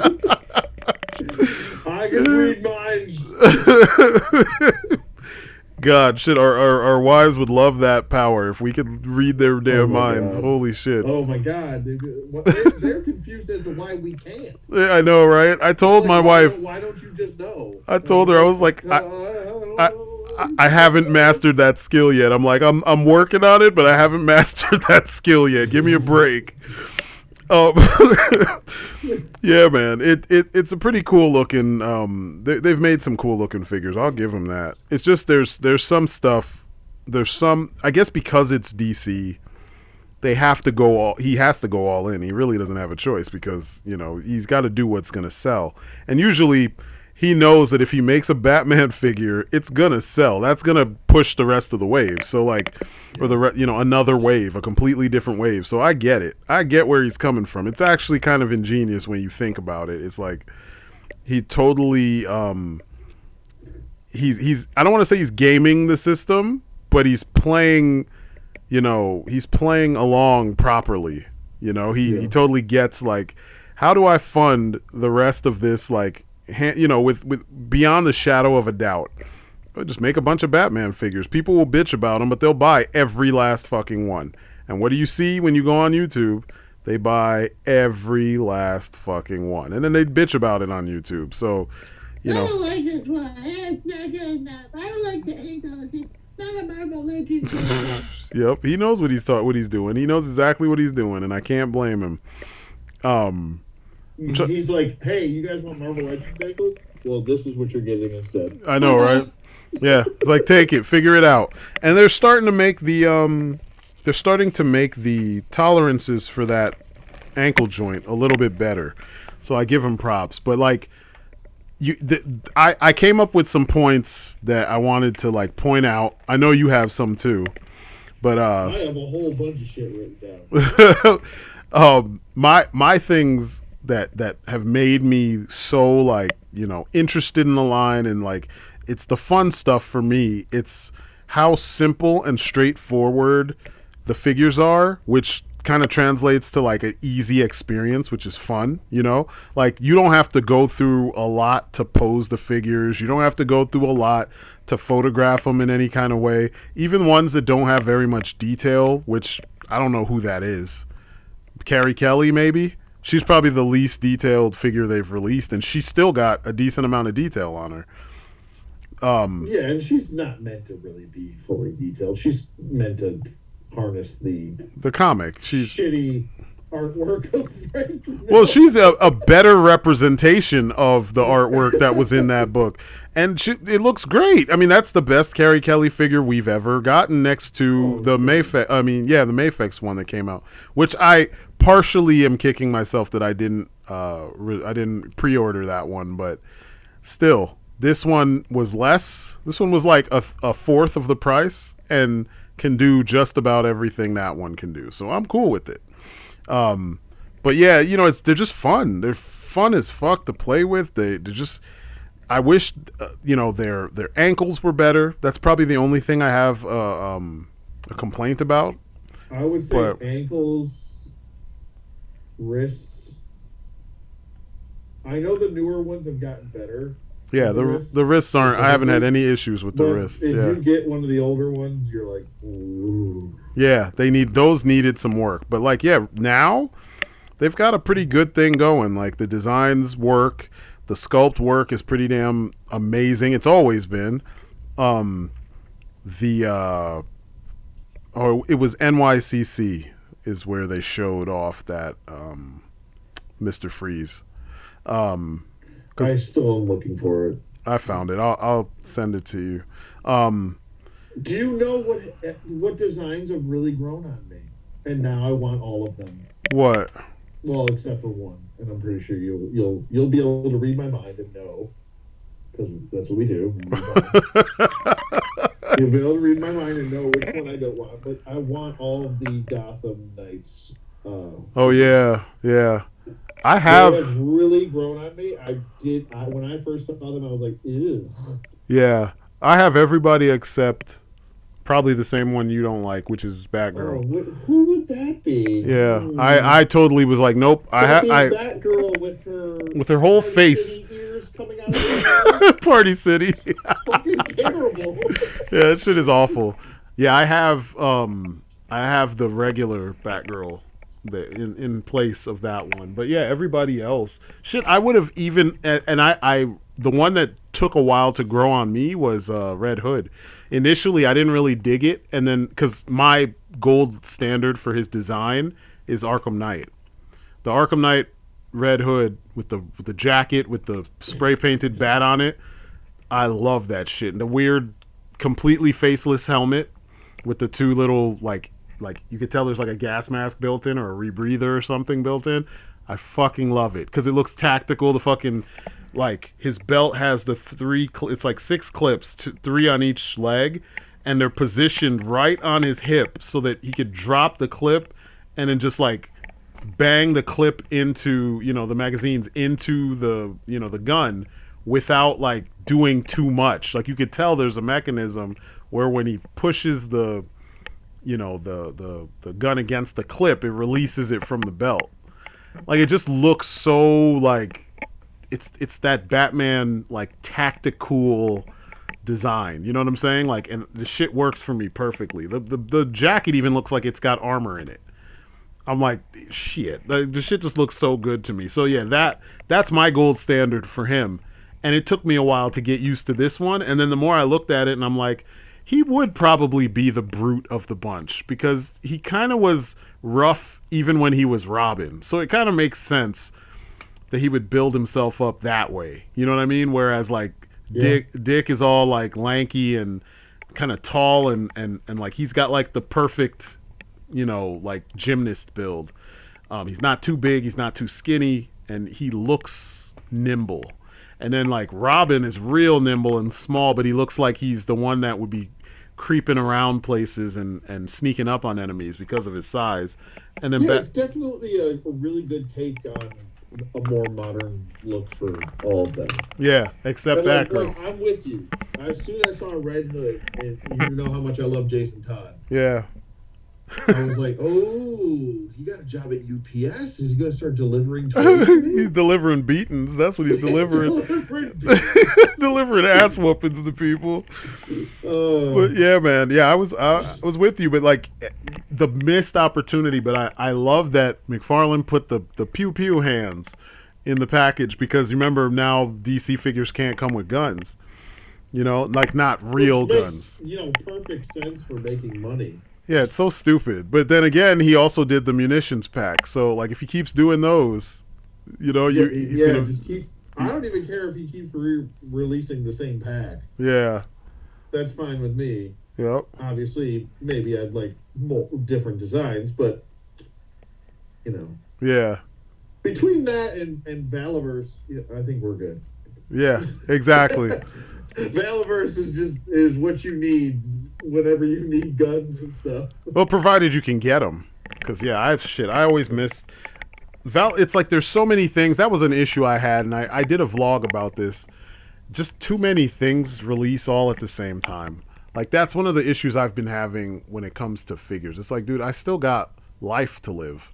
Like, you drop in several grand a month on figures is just not a priority for me. I'm also making figures, so like, I'm not spending all of my money that I would use for other things on every line that comes out, and yet every line drops relatively around the same time. It's ridiculous. Like, I remember when I had Sarge on pre-order at Big Bad Toy Store, and then like he dropped like 2 waves at the same time or something like that, and I was like, fuck, dude, I haven't even gotten the first shit like from my pre-order, because Big Bad Toy Store is slower than everyone else. Meanwhile, I learned that on his site he had all the stuff available, the next 2 waves. I was like, fuck, by the time I got there, all that was left was like Rollout and a couple of the blank dudes, the regular, you know what I'm talking about, the regular soldiers that are like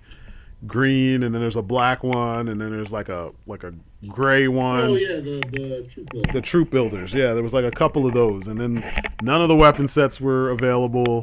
A couple of the bad guy troopers were available, so I'm gonna pick up a couple of them, but it's like the Mythic Legions all over again. I was like, fuck, but at least you can get them on his site. Yeah, you can get them on the Valiverse website. So yeah, I'm definitely gonna be doing that. But yeah, we have places to get weapons, and that's the awesome part. But yeah, he's doing I don't know, McFarlane's doing some magical shit. Like, when people spreading magic, when people complain and try to diss what he does, it's like, do you even have fun with the figures that you actually do collect? Like, do you legit actually interact with them and get what you're like, understand how much you're getting? Like the Ra's al Ghul figure that he just did.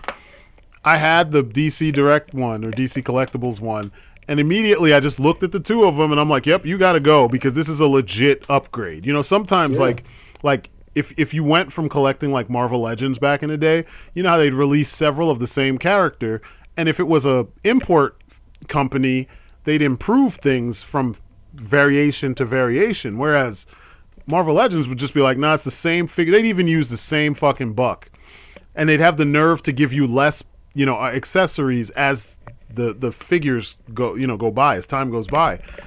And so getting this Ra's al Ghul, I'm like, wow, it's literally the exact same release, a little bit less paint, but he has 100% more articulation.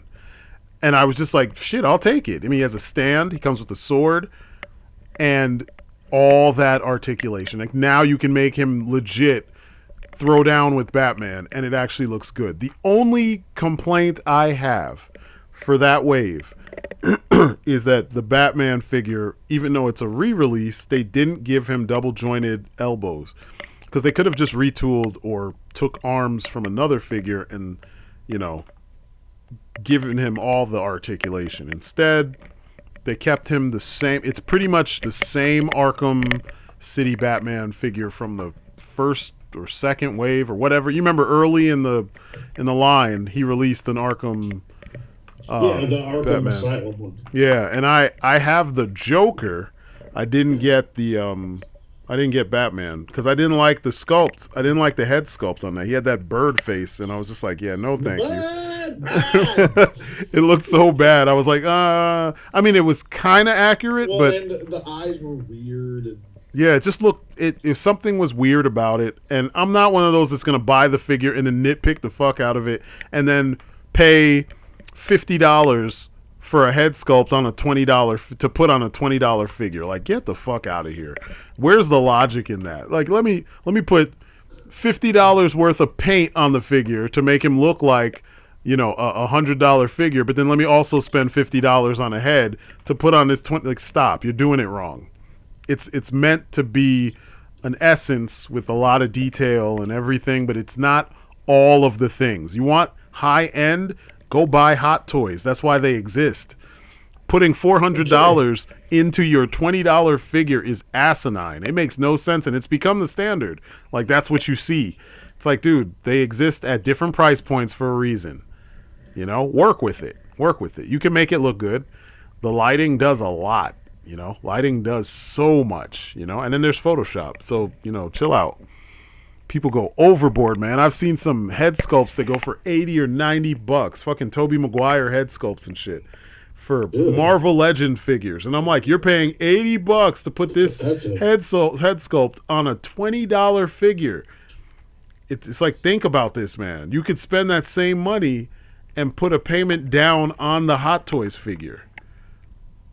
Like, think about this. You know, and it already comes with all the best shit you would need for the figure, and they're making those bodies more agile every day. They're more posable every day. And if you don't like it, you could spend another $20, maybe $30, and buy a replacement buck that's actually more posable. And there you go. You got your perfect Spider-Man.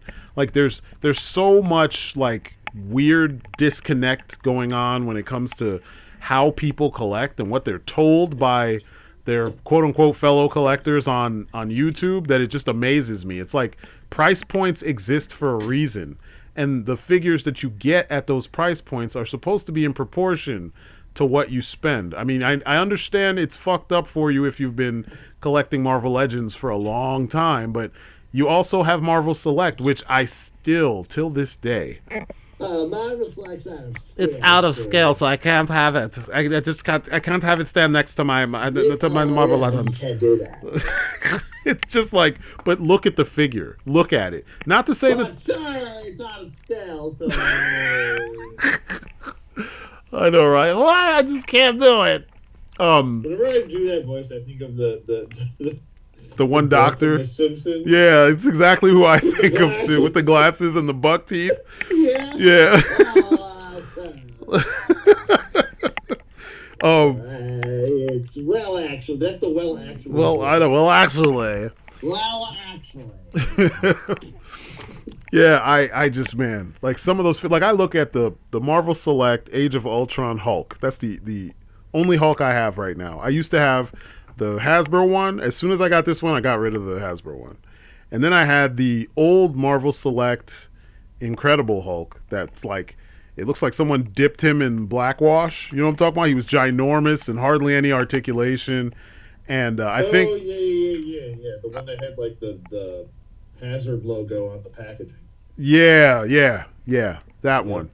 And like he was too big, and then this one was like humongous. Like he was bigger than Juggernaut.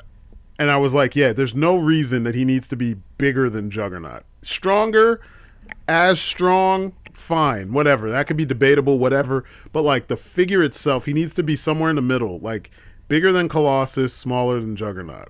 Somewhere in that range, because Juggernaut is magically enhanced. So, well, on top of that, like every time when you got the Marvel Select Abomination. Abomination's supposed to be bigger than the Hulk. Yeah, and he's not bigger than Juggernaut. The Select exactly. one. So yeah, it's a picky choosy. Yeah, but they did a good job with that because also their thing, they have a really good thing figure that they did. And he's not. He's a little large. Supposed to only be 6 feet tall.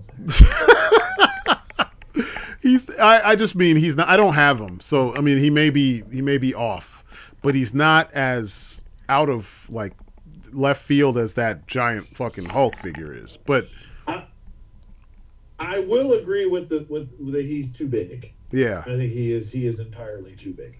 But he has been depicted as very large. Yeah. In certain a lot of comics. That's with enough. the scale thing. The scale thing is really I think. With some characters, it's up to preference. I want to say. Well, I would say in the earlier days of like collecting, I think it meant more to me. But now it doesn't mean shit because I go by like different looks for artistry. Because artists always have their own take on what something like. Sometimes the lizard looks more like a fucking velociraptor. Yeah. Sometimes he looks more like a lizard. Yeah. And sometimes, Killer Croc looks like a giant, huge mammoth creature, and then sometimes he's like 6 feet tall. So it's like, Yep. Look at him, Killer Croc in the animated series as opposed to the comics. So there's always going to be different. Or like Killer Croc and feels and.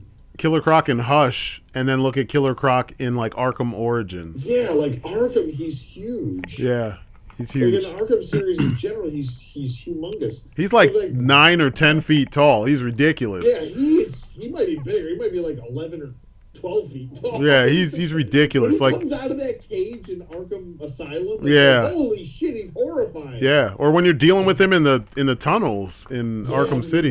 Between that and that stupid shark.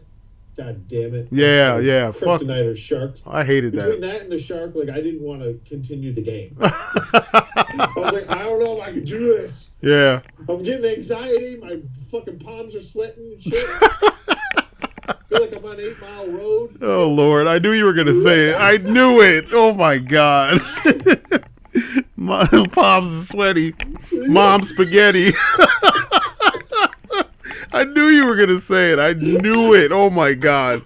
I should have said something, too. I knew it. But yeah, man, it's fucking, it's one of those things. But what I was getting at, though, with the Age of Ultron Hulk is like just the paint job is phenomenal. The sculpt is phenomenal.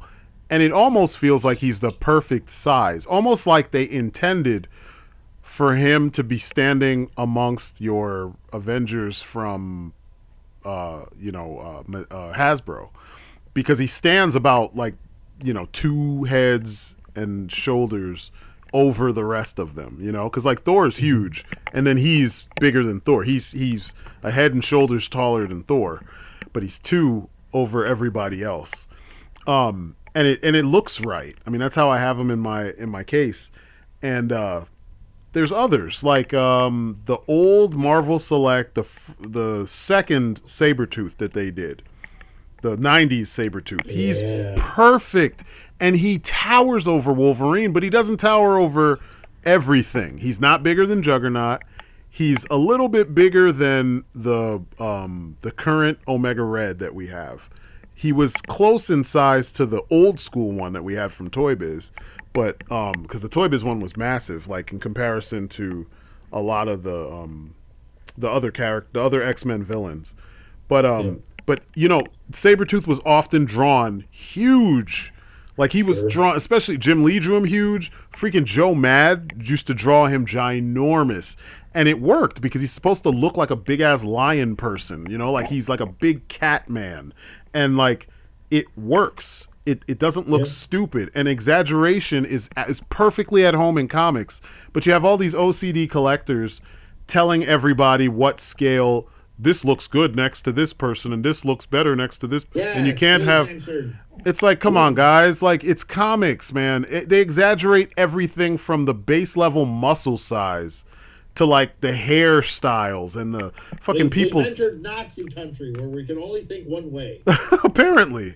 I'm just like, dude, if there's a period of time where, and I'm saying this, I bring this up because McFarlane, I read a thread, a couple, about Catwoman from the Arkham City Catwoman, which in my opinion is the best domestic Catwoman we've ever gotten.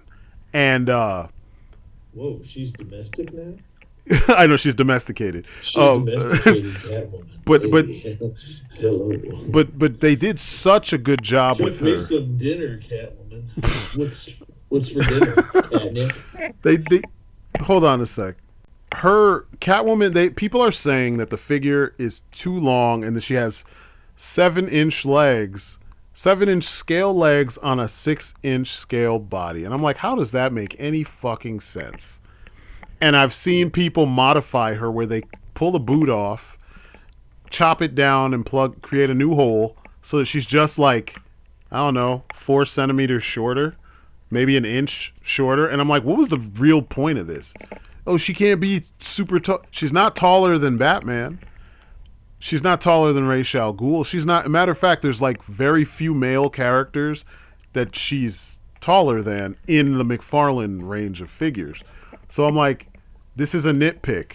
If you felt the need to do it, fine. But don't create the fucking narrative that McFarlane fucked up her scale because you think she's too tall. Once again, these are comics and video games based on comics where the exaggeration is key. I mean, think about it. Her actor is male. Let it sink in. Catwoman. There's a bunch of these fools, completely, oh my God, to Catwoman all day long. And the actor is a dude. It's their gymnastics dude that played Catwoman with the exaggerated walk and everything. It's like, let it sink in, guys. All this shit. You're staring at a dude's butt. I mean, hey, if it's your thing, it's your thing. If it's your thing, it's your thing. But I mean, if you're nitpicking that much, this is what I'm getting at, is you're nitpicking these things that, like, in the end, the figure came the way it came. And they did a good fucking job. She's so fucking posable. She has just about everything that you need to make her a complete figure. If you need something else, I'm sure there's a bunch of customizers and sculptors that will 3D print new heads, new hands, other accessories, all that shit.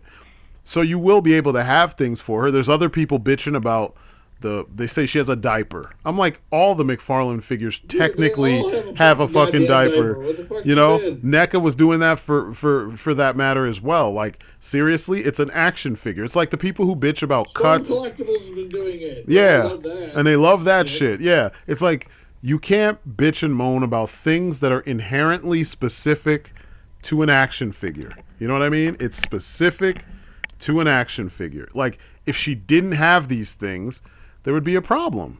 You know what I mean? Like, there'd be a problem. There's so many things she wouldn't be able to do if she didn't have the articulation as she has. I mean, it just gets old, and it's like, if that's how you feel, why did you buy it? This one dude on YouTube, Instagram. He may be on YouTube. I don't know. I don't even remember the guy's name, but he... Mr. Irrelevant, we'll call him. Pretty much. He bought 2 of them just so he could show people how out of scale the figures are, and he modded one and then didn't mod the other. But when you see them side by side, I'm like, dude, you barely made a difference in the height of this figure. Like, what is your problem? Like, you got other issues if that's where you chose to, like, put all your time. All your time and effort went into this custom. Well, I shouldn't say all, but a lot of your time and effort went into that custom, and it doesn't really, like, you didn't really prove anything. I'm sending it to you right now because I saved it, because I damn sure pointed this shit out in another video. And I was just like, come on, guys. Like, you don't have to do this shit. Oh, yeah, that we showed, yeah. So what exactly did he change here? Because I was trying to figure out. He cut at the boot. Look at the boot. He cut, like, just the top of the boot off, drilled a hole again, and then plugged them back up. Because if you notice, look at the boots next to each other. That's all he did. And I'm just like, this is unnecessary. She's not even a whole head and shoulders or a head shorter. She's like half a head shorter, and that's what you want to do? Cut where the at the boot. Look at the top of the boot. Cut the actual fucking top boot. of the boot. Yeah, he cut the top of the boot, or under the. I'm sorry, it's under the top of the boot. Like, he cut her under the joint. So the boot, there's a boot swivel. Then there's the fold at the top of the boots. Then under that, he cut that off and cut like a chunk out so that she'd be shorter. And you can tell because the wrinkle is missing on the second one. I'm like, really? Like, really? I mean, yeah, it doesn't. I mean, It's nitpicky as fuck. It is. And- It does and- look better. I don't think it looks better. It just looks I different. do. I Looks think different. the boot looks a little bit more proportionate. I'm being honest here. Yeah, but I'm a professional artist, and I'm telling you that like Well, fucking I'm a professional. exaggeration when it comes to comics, like saying that like because this is a thing we hear so much. This is the better for what? Billions of people drew Captain America, and there's at least 100 artists that people will all say are the definitive Captain America artists, and they all have a similar build for the character. Yet, when you get to the Marvel Legends people or the YouTube reviewers, they're all like, "This is the best." Come on, guys! How many of the don't we have a shelf full of Caps that we believe are the best versions of Cap, the best depictions and action figures, and they're not all the same size. Look at the fucking turd cutter on her. He's turd cutter. Jesus Come on. Christ. Do you Hey, shit with that ass? If she's jumping off buildings and landing on her feet, hey, she better have some big ass strong legs and buns to go with them. It makes sense. It's exaggeration. Again, it's not real life. So when they're like, Well, these proportions are off. These are stop. It'd Yeah, be I mean, it's not that. I don't think it's nearly as big of a deal as, the majority of people on the internet, which is everyone complains on the fucking internet. What else is new? apparently. I don't think it's nearly that big of a deal. Well, I mean, like what I keep hearing is all the proportions on McFarlane figures are off. All the proportions are so bad. And I'm like, compared to Marvel Legends? Of course you'll say look that. at the proportions on Jim Lee. Yeah, Jim Lee is like, artistry, it's like body. Everybody has different proportions. Like, Yeah. Cyclops has long ass legs. Yeah, Like, yeah, exactly. and a short torso. Like, what the fuck?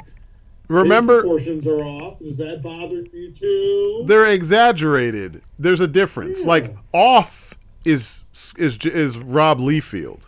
That's Well, off. What is considered off? No. Listen. I'm putting this shit to bed. Like off. You remember that Captain America that Rob Liefeld did that he's famous for? That fucked up Cap that's standing sideways and looks like he's got titties and like his chest is way. yeah. That's off because that's not that's not how muscles work. That's like off. His chest is like a shelf that you can put display action figures on. Like his head. Yeah. His head is way head- back here, and then his chest is way out there. That's off. When Like the Hyperion body. I was about to say, the Hyperion body is another one, where the neck is way back here, then his shoulders and neck are all the way forward, and it's like, how could your spine do... So it's like a half of an 8 for his spine or something? Like, what's going on? How do you get that way? It's like... it's almost like he's over posturing. You know how you over posture, you'll catch yourself? Yeah. And then you'll over posture to make up for how much you were slouching. Yeah, but you can't even... That's like, take that and then exaggerate it. Yeah, and like, then exaggerate that. Like, off... So, like, to try and visualize that for everybody listening. It's like Try to shove your chest way out and then put your neck way back. Yep. Yeah, it's That's just... what we're talking It's about. hard to do, and it doesn't feel comfortable. It hurts to some degree. It hurts. And it's just not something you would do. And then on top of that, he put muscle on top of that. So it doesn't look right. It's just way too... It's exaggerated to a point where it doesn't even fit human anatomy. That's off. And trust me, this is a term that us professionals that deal with like the human anatomy on a regular basis, this is how we can judge what's what. You have an S-curve in your spine. Anything else, if it's an L, if it's an X, if it's a B, if it's anything else, you fucked up. If it's too angular, you fucked up because your spine doesn't work like that. That's when you're off. All these motherfuckers throwing these words around and not having any idea, or having their idea, not understanding how these things work. Like I've heard people say, this figure's body is too big for the rest of the figure, and I'm like, but it's only 2 heads high, which is the measurement for their bodies, unless you're talking about like Hulk and Maul and like, you know, sometimes Colossus and Juggernaut. Like that's where you exaggerate the shit out of that. Even Thing is like 3 or 4 heads high, his torso, and he's got big ass legs that are also in proportion to his body, they're stubby. But when you put him side by side with like Captain America or Reed Richards, his legs are almost the size of Reed's body because he's big as fuck. That's the point. He's supposed to be massive. So you're gonna have those kinds of discrepancies when it comes to or I don't know, those differences when it comes to like your big muscle characters and your regular everybody else, you know? Reed and Sue and Johnny are relatively normal body types. There's not too much that's exaggerated except for the pervy costumes that what's her name has had over the years. She's had some costumes and I'm like, what the who would wear, why? She'd wear that in the bedroom. She wouldn't wear that on the battlefield. Like, what are you doing? Ooh, Sue? Sue. Like, you remember that one? I think Eric Larson did it. It was like she had white thigh-high boots. She had a blue, like, it was like a blue lower half bikini that connected to, like, her midriff was out. Yeah, I want that. And the four was just like empty. It was negative space, so you could see her cleavage. I'm like, now what I would have done was I would have put the 4 over her bush. I've seen stuff like this at fucking conventions, and I'm like, God, you guys, like, come on, dude. It's a little much. No. I mean, I've seen this. Like, there was a dude who did. He would draw like Jean Grey as the Phoenix, like butt naked, and her bush was shaved in the symbol of the Phoenix. I was like, are you kidding me? Like, oh my God. I was like, there's pervy, and then there's just ridiculous, and like this. I don't know. Maybe that works for people, but for me, the shit was laughable. Like, it was like you just took this in a whole different. She would. You're telling me that. In your world, in your eyes, she would shave that shit while she's possessed by a cosmic entity. I could get her flying around buck naked. She would meticulously be She would sit there and be like, shave. like humming to herself while she does I it. know, right? And Shooting a little heat like, beam and a mirror, and she's like, she bounces it off the mirror right it's onto like, her crotch. come on, guys, like that's ridiculous. But you know, people love this shit. I'm not fully knocking you, but some of these ideas are kind of stupid. And like exaggeration when it comes to comics, it's like peanut butter and jelly. You can't really have comics without some level, and in some cases, extreme levels of exaggeration. It's just that's where it's at home there. So for people to be collecting comic book figures and being afraid of exaggeration, something is wrong with your approach, because these two things have to be together. That's just the way it works. Fantasy art has it. Women don't typically look like the ones in our Conan books. Frank Frazetta got famous for women with these amazing hips. And some women pay a lot of money to look like those. They do. They do. But they don't naturally come like that. Not always. Some of them come close. Oh my God. Some of them come close. Don't get me wrong. In nature, there are those who come close. But there's a point where it's like, this is purely the exaggeration, and there's some folks who go to great lengths to look like that because it's so unattainable. It is so exaggerated. So they know once, if they get to look like that, when they go out in into the universe, into the world, people are going to look, because that's not normal. And they want that attention. You know what I'm saying? Like, hey, whatever works, you know? But at the same time, we have to recognize, like, exaggeration. It's part of why we love fucking comics. You think Ace Duck is walking around on the street? Like, come on now. That's like the almost... Now, the real Dream Girl has, like, the comic book lines in her. And like she's walking on. She's got cross-hatching lines in. Cross-hatching and everything. Yeah, she's got the four color process. Yeah. Shadowing. And the hair blows a certain way, it just stays there though. Oh my God. Yeah. It's just weird, man. Because I see these posts where it's like these super long, like.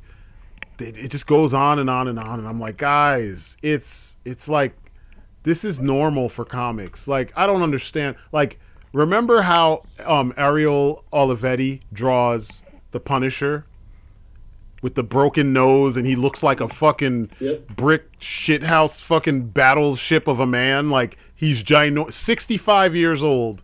He's ginormous. And he looks like he could punch a hole through a fucking tank. Like, he's just jacked. Nobody looks like that. Even guys who are jacked, they don't look like that in real life. But that looks awesome for the Punisher. And it kind of works for the character, because you would think he'd be working out profusely because he's surrounded by people with powers. And he's trying to keep his edge amongst those people.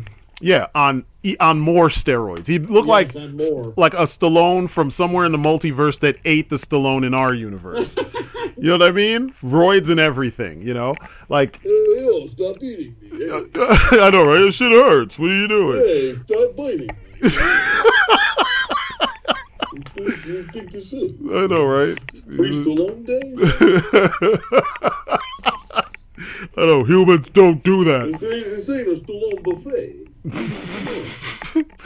But yeah, man, I just sometimes I'm so like right now I have on my Spider-Man shelf, I have that Stan Lee figure that Migo did, and it's bigger than all the figures, the other figures there. Do you think I'm gonna be like, my OCD will not allow me to have the creator of Spider-Man have a figure that's not the same size and the same scale and It's Stan fucking Lee. Come on. And he's wearing like a old man sweater. They even got the old man fucking Haban shoes.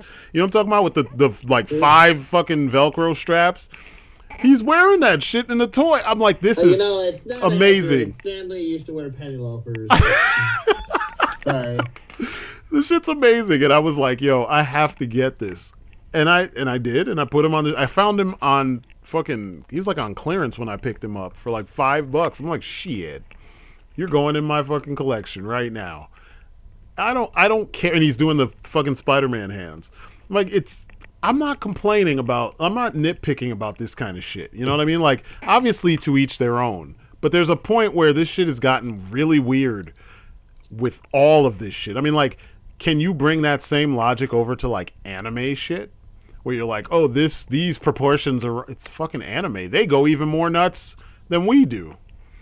And you're gonna say like, oh, these proportions are off. They're not the way.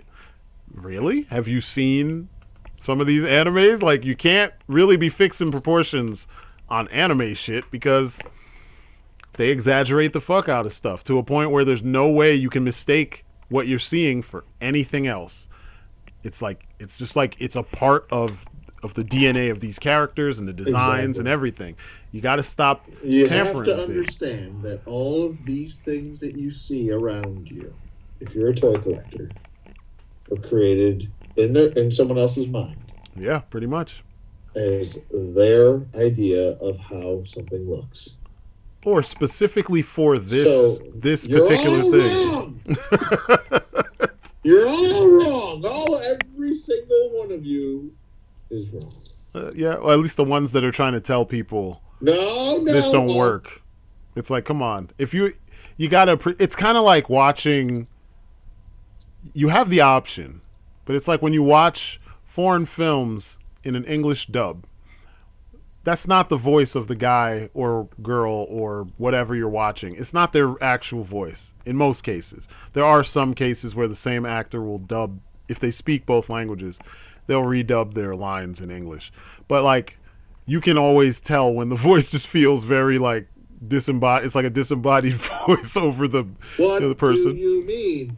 I don't know what you're talking about. That's one of my nitpicks. It's been a nitpick. It's like, and I grew up watching kung fu movies, but like when you watch like serious, films from other countries and somehow they've dubbed them with an English, they do, like the little girl voice, like the yeah.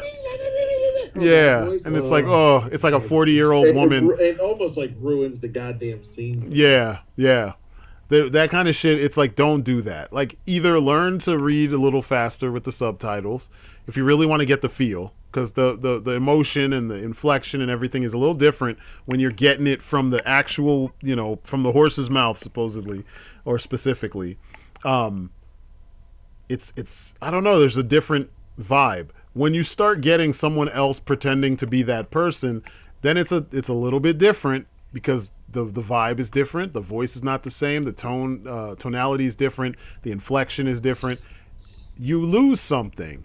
When I think it's the same thing here, where people are like, it's almost like those art fixers on the internet.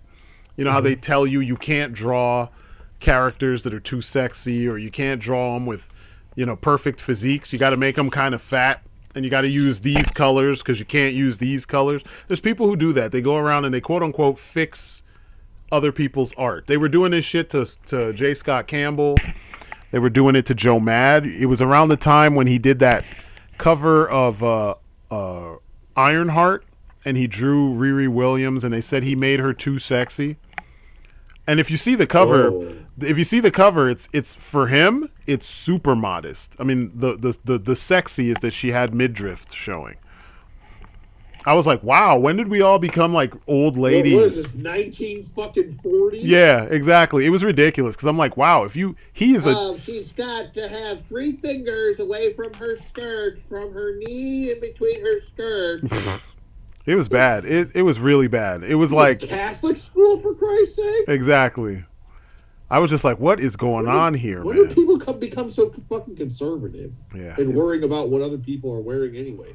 Who gives a fuck? Yeah, Shut up. It's weird. It's like, enjoy the book. Yeah. Enjoy the art. Enjoy the fucking journeys, people. Enjoy the art. Yeah, it's strange to me that was a thing. But yeah, they were going back, and they would draw over his drawing. People who don't have the level of skill he has. So you're seeing like this good drawing, and then you're seeing it ruined by someone who can't draw, and they're trying to tell the everyone, this is how it should look. And I'm like, fuck you, because like, you have no right to tell the creators of these things how it's supposed to look. Like, seriously, like, fuck you and the horse you rode in on. Like, there's no. I have a quote. Yeah. You ready? This is the Reading Rainbow segment of the podcast, okay? It's my little quote. If it ain't broke. I'm reading your mind again. If it ain't broke. No, I'm just kidding. No. People who can truly harness their childhood are some of the most creative and happy people on the planet. It's true. You can tell the creativeless people by their lack of hunger and happiness. It's true. It's true. My little Reading Rainbow segment. That's your little Reading Rainbow segment. The more you know. It's true. It's very true. Because like to really go out of your way to like lessen the work or what's the word? You're kind of minimizing the work that someone else did because you see things a certain way. It's just fucked up. And it kills the point. We're supposed to enjoy. They're sharing this as an enterprise for us to pay and enjoy it. We're paying them to continue making shit we like so that we can enjoy it. You know what I mean? And we enjoy the way they did it. So coming up behind them. Enjoy my joy. Oh, no. Hell no. Hell no. God, that was some funny shit. But anyway, that long-ass tangent was pretty much to say, you guys will enjoy that fucking Catwoman. Like, I got her in, like, fucking, Spider-Man-ish, cat-type poses on the edge of, like, a building, fucking flipping around, looking all agile and stuff. Like, she puts the Mezco one to shame. I mean, even her proportions put the Mezco one to shame. Like, she looks like what you've seen in comics for the majority of your life. You remember Jim Ballant? Jim Ballant and his purple-clad Catwoman in the 90s, that's legit what he drew for the run. That entire run was those proportions. Long-ass leg. And that figure's coming. That was one of the reveals from New York Comic Con. Yep. So I can't wait for them to chop that one up, too, and be like, she's too tall. Her legs are too long. She's all legs, blah, blah, blah. Like, you've never heard that expression before. She's all legs. That, I think, is... It might be my favorite looking Catwoman besides the Arkham The Arkham one for me is the best because it embodies the Hush design, and the Hush design to me was the best comic book one with the whip around her waist as the belt. Mm-hmm. Like, it was so good, man. I still have the DC Direct version of that, and that's another figure. If you look at that figure, it looks exactly like Jim Lee's artwork, and she's all legs, tiny little torso. All legs. Even her arms like stop at her exact she's like hips. Built like Stacy Keibler. Yeah, all legs, and it's funny because it's like that. I've seen we've seen this in real life. I mean, obviously it's a little more exaggerated, but there are women. Yeah, exactly. She's a good example. But yeah, that figure is phenomenal. Like, she's more posable than maybe any of the other multiverse, McFarlane figures to date. She can do everything. You look at other women in the past, like Cindy Crawford. She had really long legs. Yeah. All those female like runway models. Yeah, all legs. They have long motherfucking legs, man. Yeah. It's not as bad as what Homeboy, and I'll put the picture. I'll have put the picture up or something like that, because I was thinking about that. I know this is gonna be we're almost at the 2 hours and 30-minute mark. But I'm gonna try and put some pictures in here so that people can, they can see what we're talking about from point to point. But yeah. Okay, segment change. Ready? Yeah. Let's do it. Recent pickups. Oh, mine have been. Gotten from? Man, mine have been nothing but McFarlane. I think that's. I know that. Well, I mean, that's the topic of. Oh, recent McFarlane, man. So I have that whole Arkham wave. Arkham City wave. I have Green Arrow from the Page Punchers, Green Arrow from Injustice 2. I have the second one, the one with the hat, which looks amazing. I have the whole Black Adam wave except for the movie stuff, except for I didn't buy the variants. I never really do. Like, hey, I'm going to buy every single version of this guy just so I can have him in package in the background and blah. No, I just wanted Black Adam. I got him on the throne. That's awesome. I love it. The only figure of that whole thing I don't have is, there's two, and one is on the way, and I'm going to get the other one probably shortly, and that's Sabak. I didn't get I didn't get Sabak yet, but the figure looks amazing. And he's a mega figure too. Yeah, him and what's his face? The other Atom Smasher are both mega figures. And so I didn't get Atom Smasher's on the way, but I didn't get Sabak yet. Because for a while I forgot that he was even part of the line.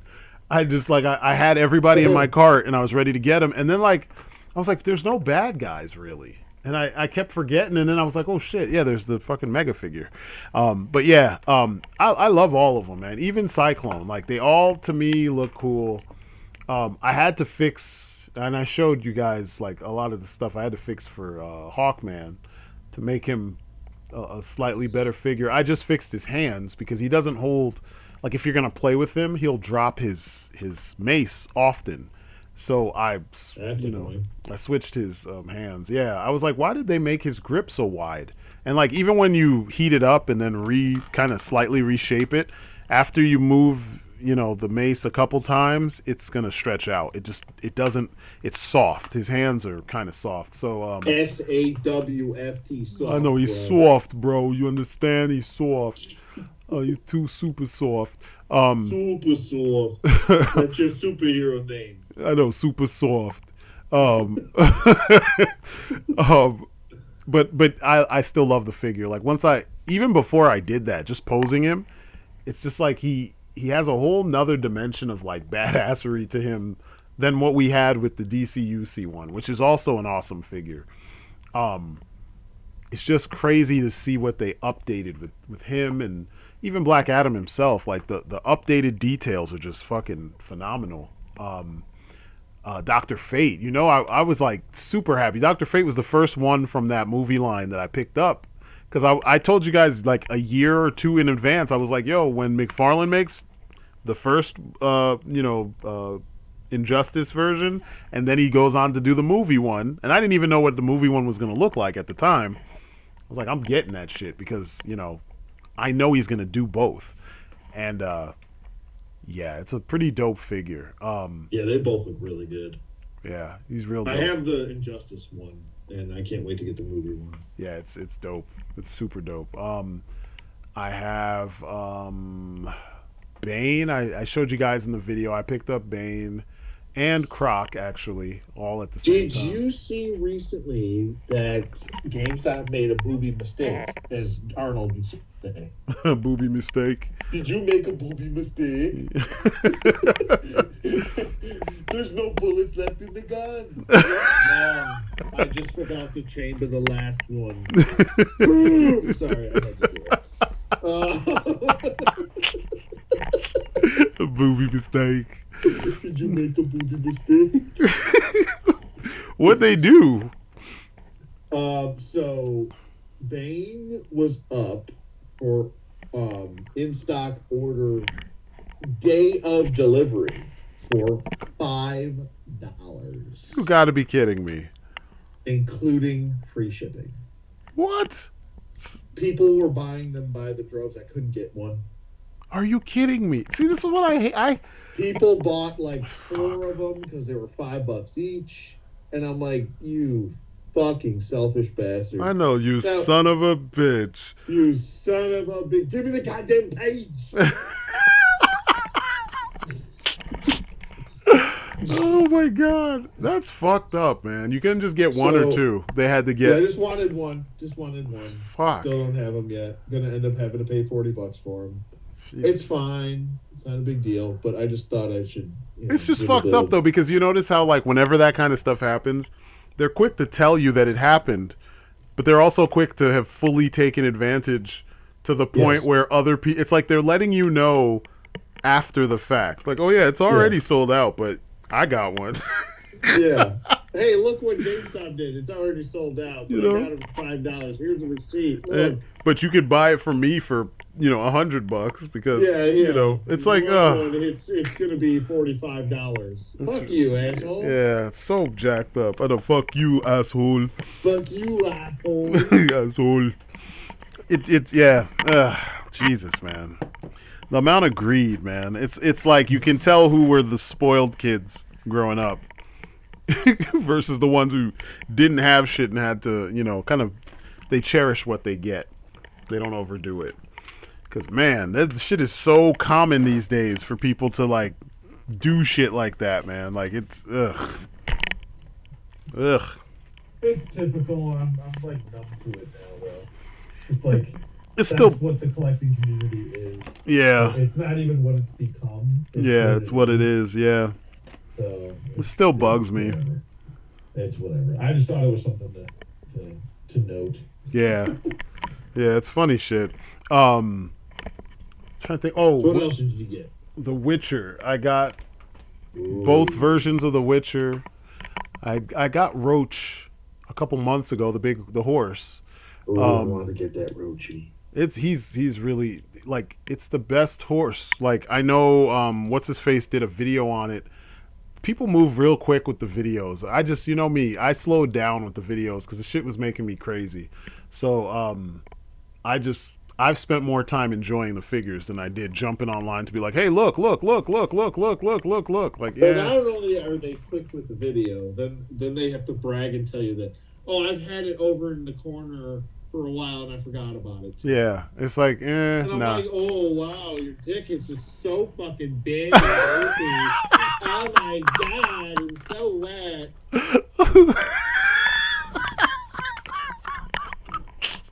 You didn't fucking realize you just had it over sitting in the corner over there. I know, right? Like, fuck, batch. Let me just fucking spread eagle for you right now. Shove it in, don't even move it.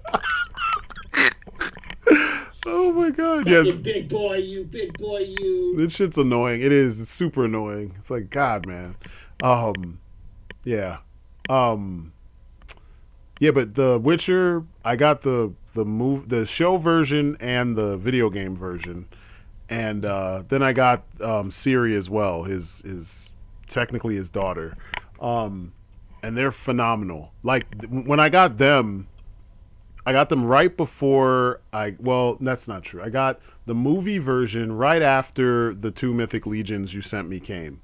And when I was playing with them, there's aspects of them that I wish Mythic Legions had, and then I'd be apeshit for them, because like there's like two different sets of swords, right? Like the show version, Henry Cavill, it's more realistic, obviously, so he's not using a broadsword, but handling it the way that you handle a short sword or a straight sword. It's realistic. He's fast and he's pretty precise with a regular sized sword. Whereas in the video game, he uses these two fucking claymores or broadsword. They're like huge, and on the toy, they're huge. You know, they're the size that they are in the video game. So the video game one looks more hardcore, weapon wise and everything. You know what I mean? But then the Henry Cavill one is clad in black. There's the studs all over the place, which I kind of hate that they went that route. You know, the man in black. Like you don't have to do that. And I'm pretty sure in the books that's how it's written. But I prefer the idea that, you know, you could have some color on your costume and still be seen as a badass. Like black is not the only color. A badass could wear any color, and literally what they do is what, you know, gives them the title. You know what I mean? Like you call them a badass because of how they perform. But the Henry Cavill one has the cool like armor. It's hardcore looking, but then he has two short swords. One of them comes with Roach. So if you get Roach and you want to use this for like a Mythic Legion's, Night Builder or something like that, it comes with the sword. So you're kind of halfway there to making your character look ready. And there's two sheaths on the horse because he could put both of his swords. You know, he uses the one steel sword for people and the silver sword for monsters. So you have two places to, you know, two sheaths to have swords on your horse, which is pretty awesome. And I know the Mythic Legion's horses have, like, on the saddle, they also have, like, you know, places to put swords and stuff, too. But, yeah, I was impressed. The fact that it came with the sword kind of was like, oh, shit. Remember when, like, vehicles came with shit? Like, some vehicles used to come with whole figures that come with their own accessories. And I always thought that was cool. I think McFarlane might be doing something like that. Yeah, you're right. You're right. 1,000% right. Yeah. That new Batmobeast, yeah. Which I'm not, it's too stupid. How much is it? I know, $50. $50. Mm-hmm. It's kind of funny too because it comes with a what? With the Batman. It comes with the Batman. Oh. For $50 and a big ass monster truck? It's bigger than that fucking Hell Charger. Way bigger. Whoa. But it doesn't have lights. It doesn't have lights and sounds. It doesn't have flickering lights. And glowing wheels. And flame wheels. Yeah. And a basic bitch figure. Yeah. Yeah. A mostly black figure with one paint app on it. Yeah. Oh my God. Yeah, it's weird. It's really weird that he. It's funny too that he did it the way he did it. It was released like the day after? It was literally the day after. I was like, wow, dude. It was the day after they announced like Mephisto, I think. Yeah, something like it was in the middle of this whole controversy. Right after, and it was. You know what it was? I'm sorry, it wasn't when they announced Mephisto. It's when they announced that they weren't going to make the stretch goal for the extra figure thing. Yeah. And then he came out with it literally the next day. Yeah. And everyone was like, okay, time to jump ship. Yeah. This is bullshit. Yeah, which I'm kind of surprised it took people so long, you know. How many? You could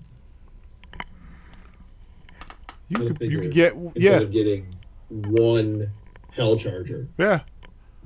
Yeah. You could buy a Batmobeast and Batman for each member of the Bat family with that $350. With the $350 that you're spending for that. So you could literally be scalping like a motherfucker if that was your thing. And you'd still, you probably would still have money left over, honestly. It's crazy. It's fucking crazy. But yeah, they the fact that he's doing that kind of stuff. Like, I hope he does another horse, like, just by itself. That's got a slightly different style. I kind of hope he does. Well, actually, he is going to, because he's doing Medieval Spawn next. I think that's one of the next big things that he's doing. Save that roach for Medieval Spawn. No. He's doing his horse too. Oh, he's gonna do the whole. Yeah, he showed like I don't know if it was do like another Thunderhoof. That'd be awesome. This one is gonna be. I think. I don't remember if this is gonna be the next Kickstarter or if this is gonna be like a something else altogether. But I know this is one of the next like. That's what I heard. Limited waves or whatever. Yeah, and it looks awesome. I saw the armor and everything. Like, I saw what the sculpt looks like, and he only showed a little bit of it, and I was just like, fuck. I always dug Medieval Spawn. I'm all in on that. I'm getting every fucking version of that. I don't need every version. I skipped out on the first Kickstarter Spawn. Uh-huh. I only got the traditional looking one. I didn't even get either of them because I knew he was going to do the one for Mortal Kombat, and I knew he was going to do a comic book one down the road. So I got the one from the deluxe one that comes with the. I got the modern one too. Yeah. Kicking myself now. Yeah, like Spawn's one of those characters where I always liked the design, but I was never like, I have to get. Like, I read almost that whole series, like. Yeah, I read the whole series that ends up to the point where it ends and Spawn is given like god level powers by Gaia. Like it's dope. It's epic. It gets really ridiculously epic, like in a good way, because it's the old school comics. The new stories are really they've really pulled me in. Yeah. The new stories are good too because he's going back to the more epic, like the '90s style. Yeah. Like over the top, like he's not pulling any punches, and I dig that, So like I always dug reading the books, but like there were only a few characters in the series that I wanted, like Sam and Twitch. I want Sam and Twitch; they were cool. Yeah, those look great. Yeah, they look really good, and they're stylized again. There's the exaggeration I was talking about, and I love that. Yeah. Spawn's cape, I got that custom Spawn cape. That's fucking ridiculous. It's got like I need to get that. Points all over the place. Like I literally have it wrapped around the shelf that he's on. He's on the top of a shelf, and the cape is holding him in place because it's holding on while he like kind of kneels on a corner. It looks so cool. I'm just like, man, the fact that somebody was able to put all this together and it works, and this is it fits canonically with how the character is portrayed in the books. Like. It's fucking amazing. Like, that's what you want. You want that exaggeration, because then when people walk by that shelf and they look at that character, they're like, who the fuck is this? Or is this so-and-so? Like, if they could get Archangel's wings right, could you imagine the reaction people would have? Like, they've yet to do it right, and the best one was on a whack figure, and that was the one from that weird X-Men wave from Toy Biz when, what's his face? Oh, yeah, I remember that. You know what I'm talking about? Where nobody was wearing their original costumes except for Archangel, I think. Or maybe this was in the beginning because Storm was wearing her original costume. But his wings opened out, laterally like they should, but they didn't do anything, they didn't close. They couldn't close. Whereas, like, you look at the DCUC wings, like I just put on Hawkman, and the old Hawkman and Hawkgirl and fucking Sky Tyrant, they can fold. They fold and they open out, and it's like that's what you want, And with Marvel figures, for some reason, they're just like you either get one or the other. You remember the Angel we got from Toy Biz? He just had these heavy ass wings that were kind of open, but kind of not. But that was about it. Yeah, like you need them to open out the way they do in the comics. You need wings that do all the articulation. It's only really 2 points. We don't need them to twist.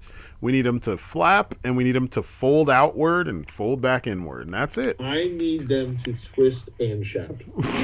Apparently. But like the presence of the figure is important, and when they do it right, it's like, fuck, man, this shit looks amazing. Like, have you seen images of the Marvel Select Apocalypse?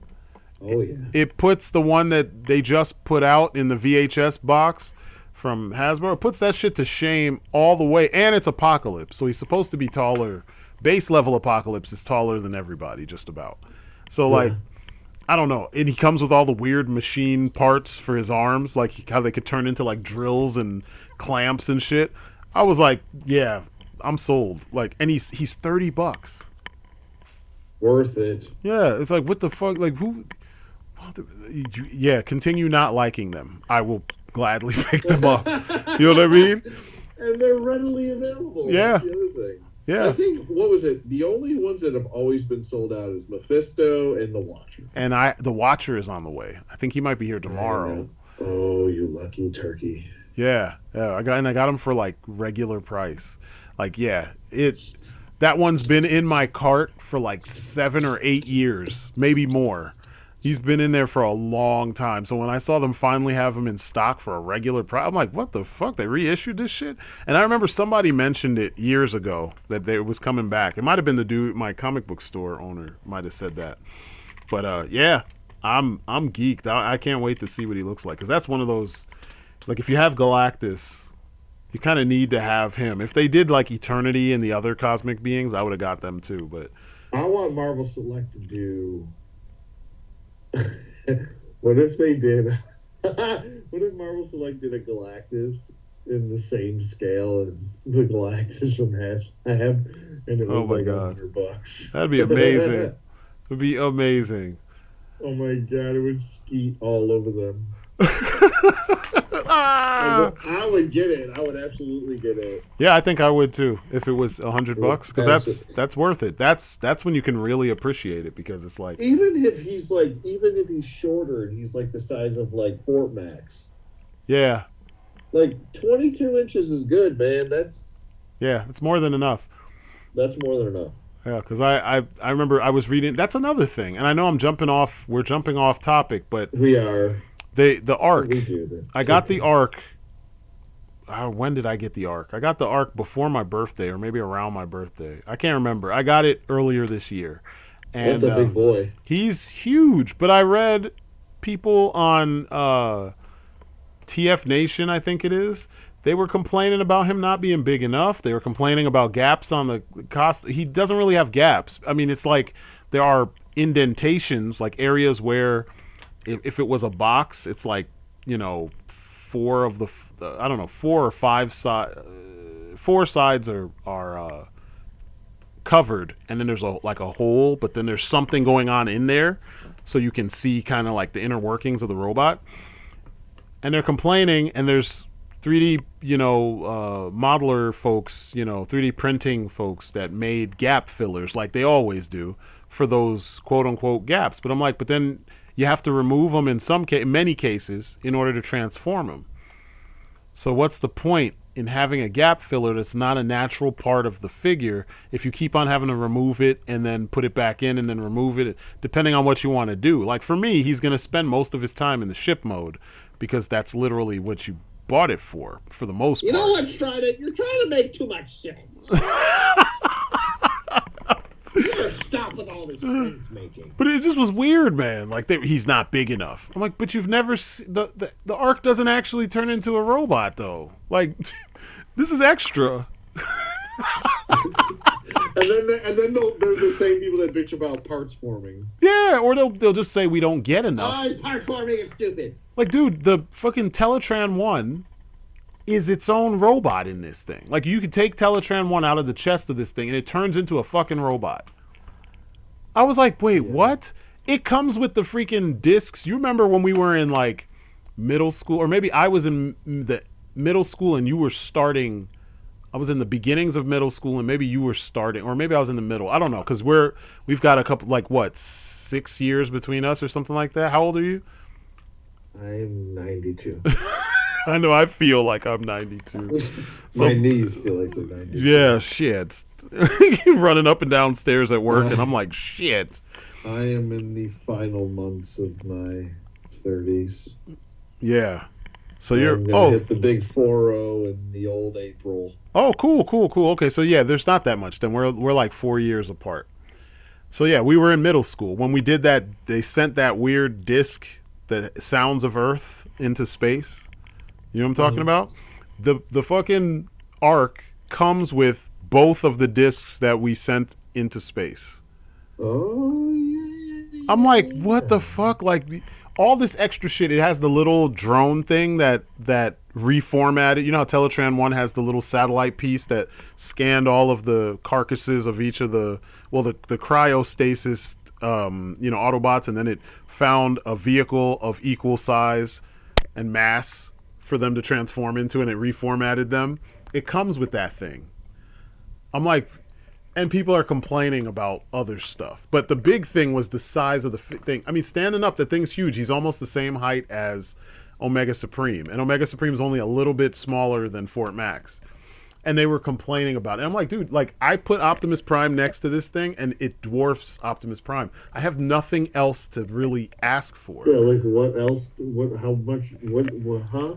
Yeah, what else do you want? Yeah, like anything else, it's taking up too much space in my house, and So I got confused. other shit. Yeah, I don't know. For me, honestly, I'm like in heaven when it comes to my Transformers collection, because in the recent year, I just got fucking Blitzwing, like standard animation accurate Blitzwing from fucking Hasbro, and it transforms perfectly in both modes. Everything holds together. I can finally get rid of my Power of the Primes. No, it's not Power of the Primes. Titans Return Blitzwing that I hated because he just didn't click together. All the parts were just kind of sitting there. And he had that stupid headmaster gimmick where he wasn't a headmaster. I never liked that for everybody. But anyway, the figure's amazing. I've been waiting for a good Blitzwing figure for years. And I mean, like, besides the Bumblebee movie Blitzwing that's not really Blitzwing but is Blitzwing in the movie. But you know what I'm saying? Like, it's weird, the kind of complaints that folks have. And I'm like, we have never had it this good at any other point in history. When it comes to like every line, Ninja Turtles, everything you could possibly ask for, every character, just about, that you saw in that cartoon. Not so much the comics yet, but we're getting there. But movies are all covered. Cartoon, all covered. Defenders of the Earth, you want all the fucking members? They are all out there, except for the kids. None of the kids, which who cares? We don't need those. We don't need them. He-Man. Which era do you want? They got them all covered. Thundercats, all covered. They're probably going to eventually redo the ones from the 2011 show, which would be amazing because then I can finish that whole line. Literally anything from any person that is now an adult's childhood is pretty much there. Form now. Yeah, and there is nothing unless we're getting niche and we're talking about like, why haven't they done the Dick Tracy line? Yeah. Why haven't they done Yeah, like Bionic 6 and Brave Star, stuff like that. Like, and even Brave Star, some Ramen Toys is doing one. So like there's a whole bunch of things that. Will he be made out of noodles? Yeah, I know. The world will never know. Oh my god, that would be amazing. But yeah, man, it's crazy. Like I don't see the complaints. Like shit. About like 2-3 months ago, I found the classic style, the classifieds Storm Shadow, in the almost cartoon accurate style, which I guess they're making another one that is more cartoon accurate, but still that one I got him around the same time that I got Spirit, and I have no complaints. Like if they did this in 4-inch form, I'd be in heaven. I mean, it's still a dope figure, but like for G.I. Joe, I want them all so I can put them in all my bases and all the vehicles and stuff like that. But at 6-inch scale, like how can you complain? Like that shit is legit. He's well done. He looks like a ninja. He's got some extra thought put into his design, and like he comes with a boatload of accessories. Like I got nothing else to complain about. Like it's Storm Shadow. It's like really well done. Well, I don't like that he has gloves on. I know, right? Ninjas don't wear gloves. Like, why would ninjas not wear gloves? They don't get cold. They don't get cold. Yes, they go shirtless. I know, right? Like he's just not wearing sleeves so he can move freely. Like, But yeah, Oh. yeah, those were the McFarlane things I picked up. What about? Wait, I want to make sure. Did I miss anything? I don't think I missed anything. Oh, and then the Arkham Knights guys. I got most of them. I got everyone except for, like we talked about. I got everyone except for Batgirl. I have to ask this: how big is Solomon Grundy compared to like another figure? Oh, he's bigger than. I want to say he's about the same size as Bane. He's about that size.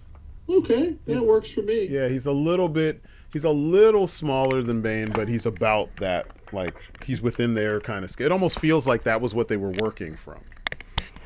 Like that, that's like, because remember, Croc is almost the same size as Bane too.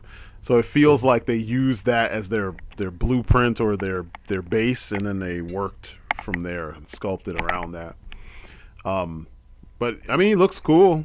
I'm not complaining. He looks cool.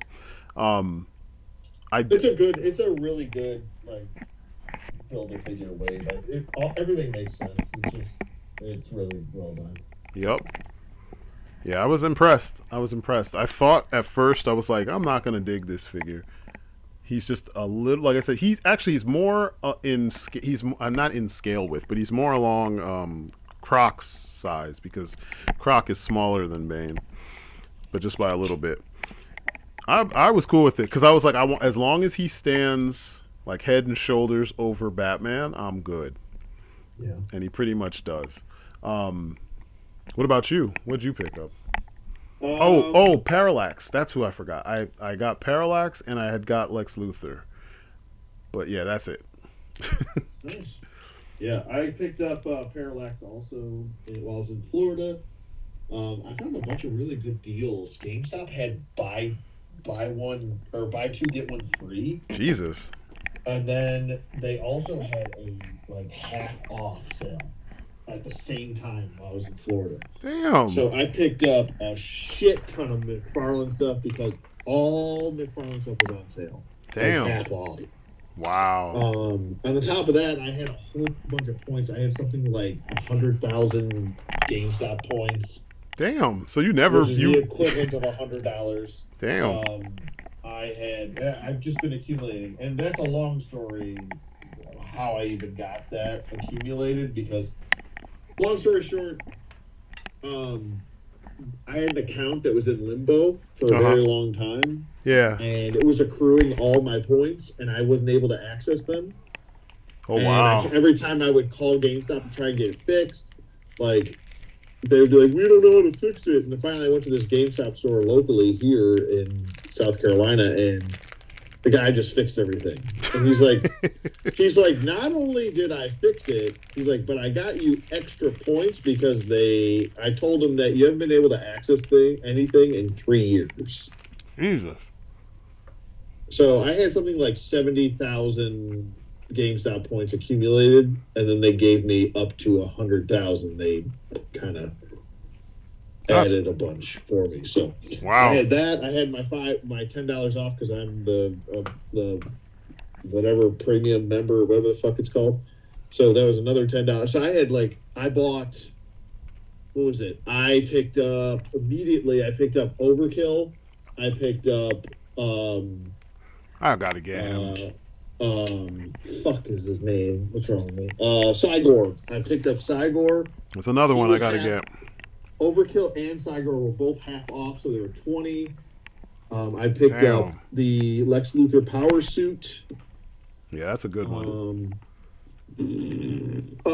Grifter I got. What did I get?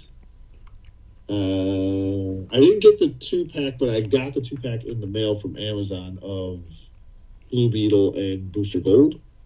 Oh, you did? Cool. I still haven't picked that up. Fun 2-pack. Yeah, Skeet is in the little 2-pack. He kind of attaches to the base, and then fucking Booster Gold comes with the iPhone, so you can take his selfies. That's awesome.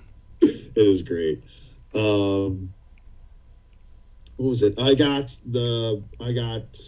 Black Adam was only $6 at GameStop, and I got him half off, so he was only $3. I'm gonna have to hit up GameStop because I never go there. Like I used to work for them, so that's what made me stop. Have McFarlane stuff there. Yeah, it's usually on sale. I'm telling you. I'm gonna have to. It's great. Yeah, I'm gonna have to go there, and because that's the last time I went there. That's where I got the what's his name? It was a Marvel Legends figure. I got Ant-Man, the large Ant-Man, when they were selling him single carded. Yeah. Yeah, that was a good one. I like how he's packaged too. It looks like he's trying to bust out of the box. Mm-hmm. Yeah. I got Ocean Master, the gold label Ocean Master when I was at Walmart. I found him. I found Shazam. Oh damn, you did. Yeah, I got Shazam. That was locally here in South Carolina. I found him. Wow. There was like a bunch of the what was it, the Black Flash, I think, or the Undead Flash, or whatever he is. Yeah. But there was only one Shazam, and I got him. So I was really happy about that. I think that's it. I'm trying to think if I'm forgetting. So, I got the Page Punchers, Black Adam also, and Superman. Cool. Oh, you didn't get the Lee Bermejo Batman? I already had him. Oh, you did? Okay. Yeah, I got him. Yep, I'm looking right at him. Hello. Yeah, those are all good ones. Yeah, you and I have both been on this kick. Yeah, man. Shit, before the ones that I just earlier in the year, I had picked up. Well, I mean, I've shown almost everything I picked up in those 2 sit down videos, but the freaking Arkham Knight figure, I got that from GameStop. He was cheap. He was like $15 or something like that. That figure goes for stupid prices now. And I found him while he was going for stupid prices on the secondary, because that's where I looked first, because I had forgotten that the figure came out. And then I was like, let me do a search, and I did a regular Google search, and the first thing that came up was GameStop. He was like $15 or $16, something like that. It was way less than what the secondary was showing, and I couldn't believe it. I was like, are you fucking kidding me? So I quickly was like, yo, I'm gonna have to get this and make sure I'm not tripping, like I have to get this. Is he really that good? Because there's a lot of hype behind that figure. I don't know about hype, but he's really fucking good. Like everything because remember, the other one couldn't do anything. Yeah, he had single jointed arms, and not even the single jointed arms were the problem. It was just the arms, the range of motion. He couldn't hold his gun with 2 hands, not properly. He couldn't kick. Remember, he was in one of my unfun and fun videos. I had the Arkham Knight 2.0. Oh yeah. Oh, I thought you were comparing him with the Arkham Asylum McFarlane one. Never mind. No. Yeah. I know what you mean. Yeah, the DC Collectibles. The DC Collectibles one was garbage. Yeah, he's doo-doo. He was definitely doo-doo, and I agree, because even the on my copy, his fucking ears are like 2 different sizes. I'm like, what the fuck? What happened here? Yeah, it doesn't make any sense. And it wasn't just mine, because I've noticed in other people's reviews that their ears are off too. Mm-hmm. So I'm like, I think it was like a molding process gone wrong. Yep. So, but yeah, it's a great fucking figure. The fact that he's posable is what does it. Like his you can if you have which I'm pretty sure you have the DC Collectibles whatchamacallit, you have the Red Hood, right? From DC Collectibles, from Arkham City? Yes, I do. Yes. Yeah, so you can use the guns from that one, so they're actually on model, not the bullshit that somebody 3D printed. They're not terrible, but they're not the guns that he had in the game.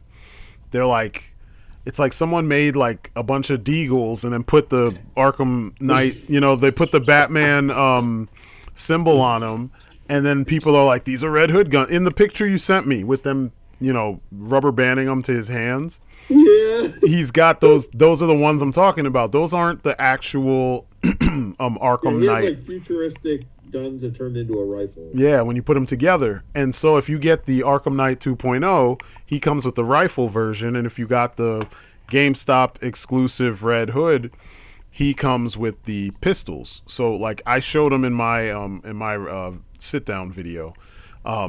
You can put those in his hands and have him actually going to work like the actual fucking Red Hood, or the actual Arkham Knight. And I'm excited because I have the Red Hood, the McFarlane version coming soon. He should be here either tomorrow or Monday. And it's just the fact that now they're free. They can move now. They can do stuff. You know what I mean? It's not the same like static pose for the rest of their existence like we used to have to get with some of those figures from DC collectibles and stuff. So I'm pretty geeked about that because I thought that was what it was going to be for the foreseeable future until I learn how to make figures that are better, like Yeah.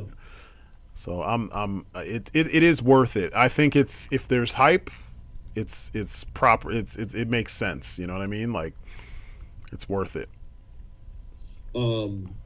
Yeah. I literally just had to make a list the other day of shit that I want from McFarlane. Yeah. I even want the goddamn John Kent Superman. I know. Ugh. Go ahead. Ugh. I want when Throw they your stones. when they do the Super Sons version, I want that. Yeah, That's he needs a cape. that's John Kent. I don't want this weird that one. Nah, I'm good. Something about, I don't know, something about it. It's just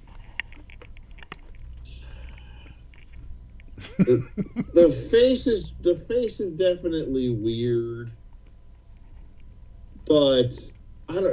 Maybe it's because he's uniquely weird that I am somewhat interested in picking him up.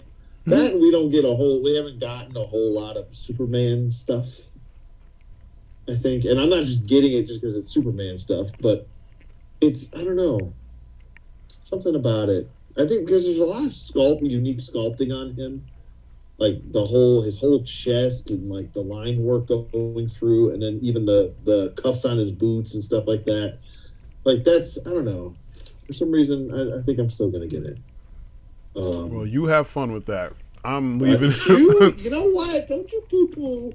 I'm not gonna poo poo on. I'm gonna let you enjoy your joy. Poo-poo. Enjoy your joy, my friend. Enjoy my goddamn joy. Before I have to go to Canada and enjoy my joy with somebody else's joy. I don't think he would allow you. Oh my god, no, dude. He would not allow you. He would politely ask me to leave. Nika. I know, Nika. God. It's Neka. I know. It surprises me that he. It reminds me of Canadian bacon when they're like, "We have ways of making you pronounce letter O." That's quality. Oh man. Sorry, didn't help myself. The Atrocitus wave. I really want to get that. Yeah, me too. I always want forget that that whole- even came out. But yeah, I would like that wave. Yeah, that Crime Syndicate of America. I need to get Zod still. Swamp Thing. Zod's awesome. I didn't bother with Swamp Thing. The DC Collectibles one is amazing. I don't have that one, so whatever. Oh, you don't? With the crazy wings and all that? That one's an amazing figure. I did not get that. Wow, that one I really love that. You know what? figure. Why don't you rub it in? No, I won't. I'm not gonna rub that in. Just letting you know, if you do see it, it's worth it. It's an amazing figure. It's so well done. It's just kind of weird that like a lot of people don't seem to know that it's an option. Like I'm kind of surprised like that people don't know it's out there. I remember it. I just kept passing on it. I was just like, man. Yeah, I got lucky. I was my comic book store. We went to there was another comic book store. I don't. Did you go to Comic Town when you were here? No, Comic- you did not take me to Comic Town. Well, I thought you went with I thought you went with Oh my god, something wrong. I know it's you're slap happy. It's late. I'm delirious at this point. I've been up since 4 a.m. Jesus yesterday. Christ. Yeah, And I have to go to work soon. Yeah, I'm about to stop. I realized it was late, and I was like, "Fuck, man!" I was trying to stop earlier. We can continue tomorrow. I get done early tomorrow. Usually, I get done at I think I get done at 2 or 3 tomorrow. Okay. So if you want to pick it up tomorrow, I'm down. 'Cause I Yeah. ain't got shit